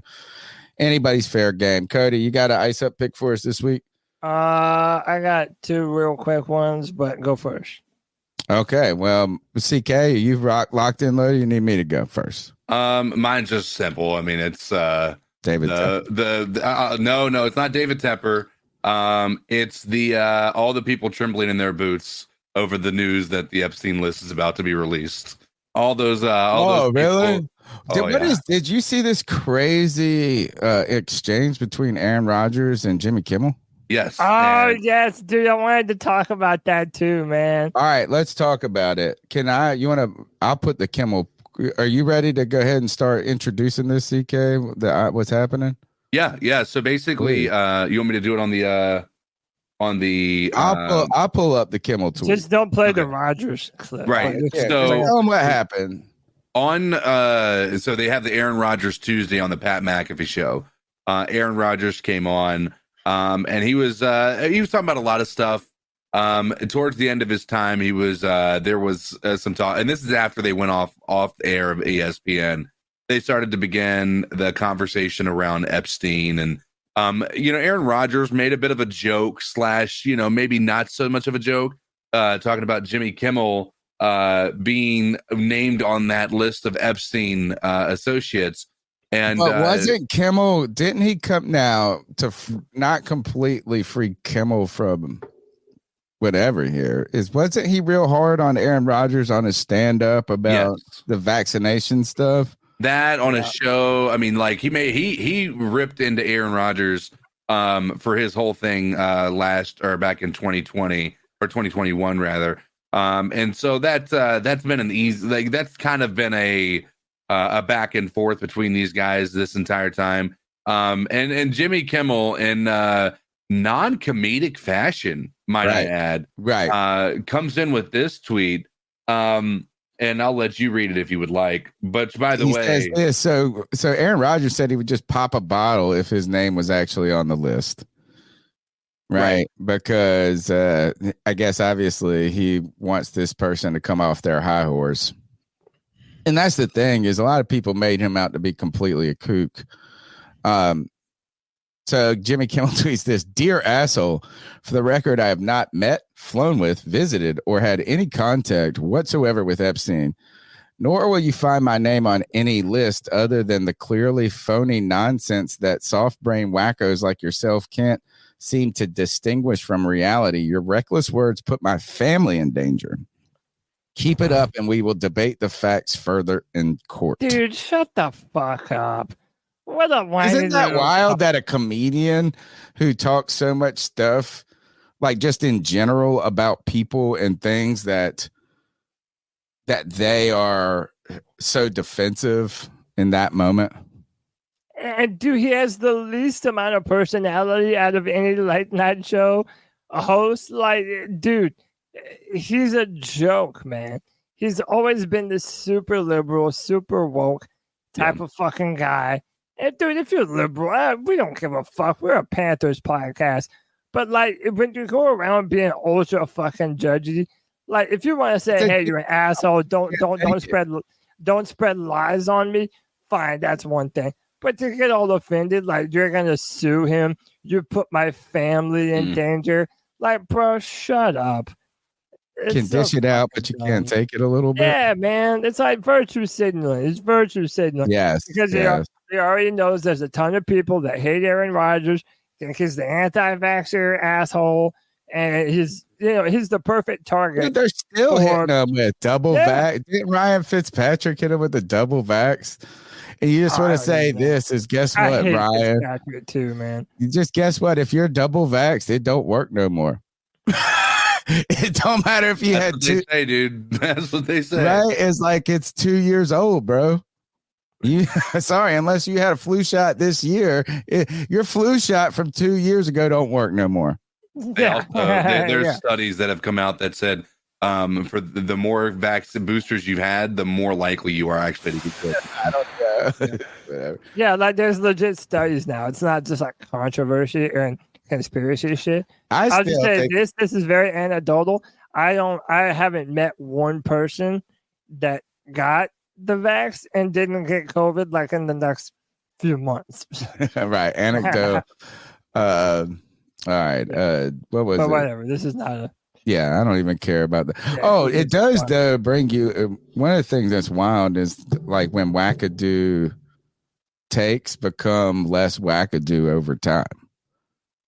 So I mean, I could give you historically where like, and I'm not going to go into it over diatribe, but like in what people were saying about like the revolutionaries, the American revolutionaries say in 1776, there were some people saying that shit in 1764, and they were seen as fringy ideas. Like those are the radical, those are the. When you talked about that vaccine not coming in, like if you said that shit came out of a lab in China in 2021, you get shamed. Yeah, you were ridiculed. You were called as a conspiracy theorist, as a wacko. Yeah. And now the own CDC, the Fauci guy doesn't do that. You know what I loved? That somehow if you said that the coronavirus came from a lab, that you were racist against Asian people. Oh no, but it was never racist to say, oh yeah, Asian people eat bats. And that's what started the fucking like. Give me a fucking break, dude. God, the world that we live in is fucking more. absurd. It's like more politically correct to say that they were smart enough to create a virus in a lab and shit. Then or less, right. Those mugs hate bats. Yeah, everyone knows the Chinese eat bats. Oh God, you know how bad their food healthcare standards are, and how they need a better Department of Health looking over their restaurants and their butcheries. Yeah, they have another one breaking loose in China too. All right, I was gonna do this long ice up. I got in this argue. I had my best tweet ever this past week, guys. For real? Yeah, like I mean, if you want to just look at number wise, yeah, and it wasn't about the Carolina Panthers. It was about American history and American slavery. It got. Are you talking about that one? Yeah, I know which one you're talking about. The one that you were like your ice up pick. I saw that. Oh well, that came from the discussion of it. But this tweet got 635 likes, 9 retweets. 27,000 views. Anyway, I got no like history stuff, which is wild. But I'm not going to ice that one up because I don't have the energy to really invest in the conversation at this moment. But I will do this one. I don't know what I'm icing up or how I feel. That's it. I'll let you guys help me along in my ice up pick. Here we go. Okay. I'm going to present this. It helps if I present share screen.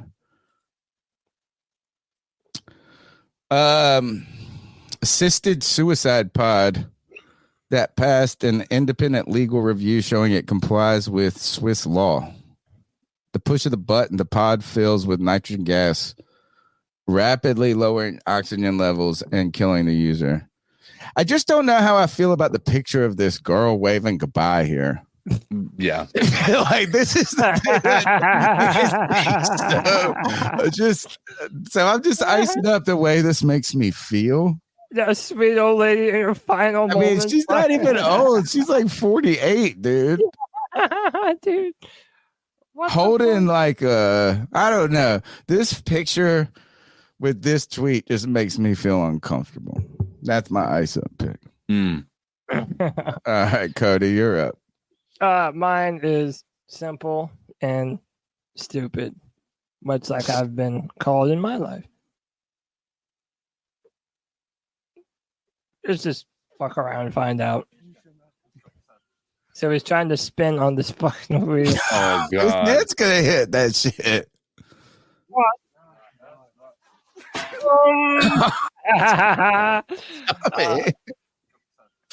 I could have told you that shit. Let me see if we hear the bong.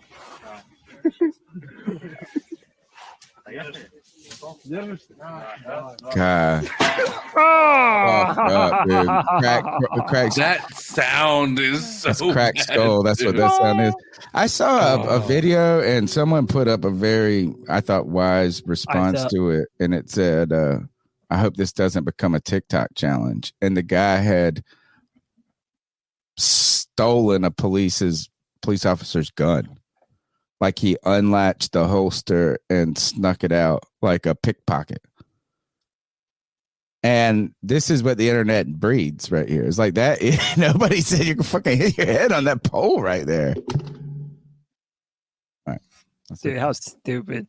Hey, play stupid games, win stupid prizes. I mean, I think we're done with this thing. Oh, bro. I thought you had too. Okay, No, cool. I thought I did too. But Let's go. I didn't save them.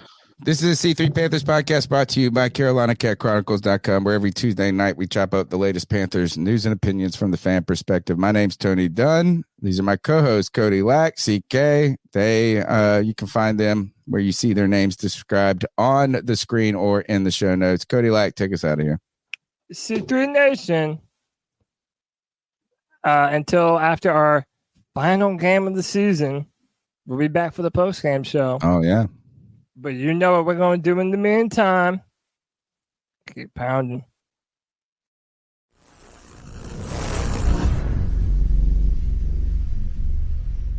Looking for a fun way to win up to 25 times your money this basketball season? Test your skills on PrizePicks, the most exciting way to play daily fantasy sports. Just select 2 or more players, pick more or less on their projected stats, and place your entry. You can turn $10 into $250. Right now, PrizePicks will match your first deposit up to $100. Just visit PrizePicks.com/fan and use code FAN. That's code FAN at PrizePicks.com/fan. Must be present in certain states. Visit PrizePicks.com for restrictions and details.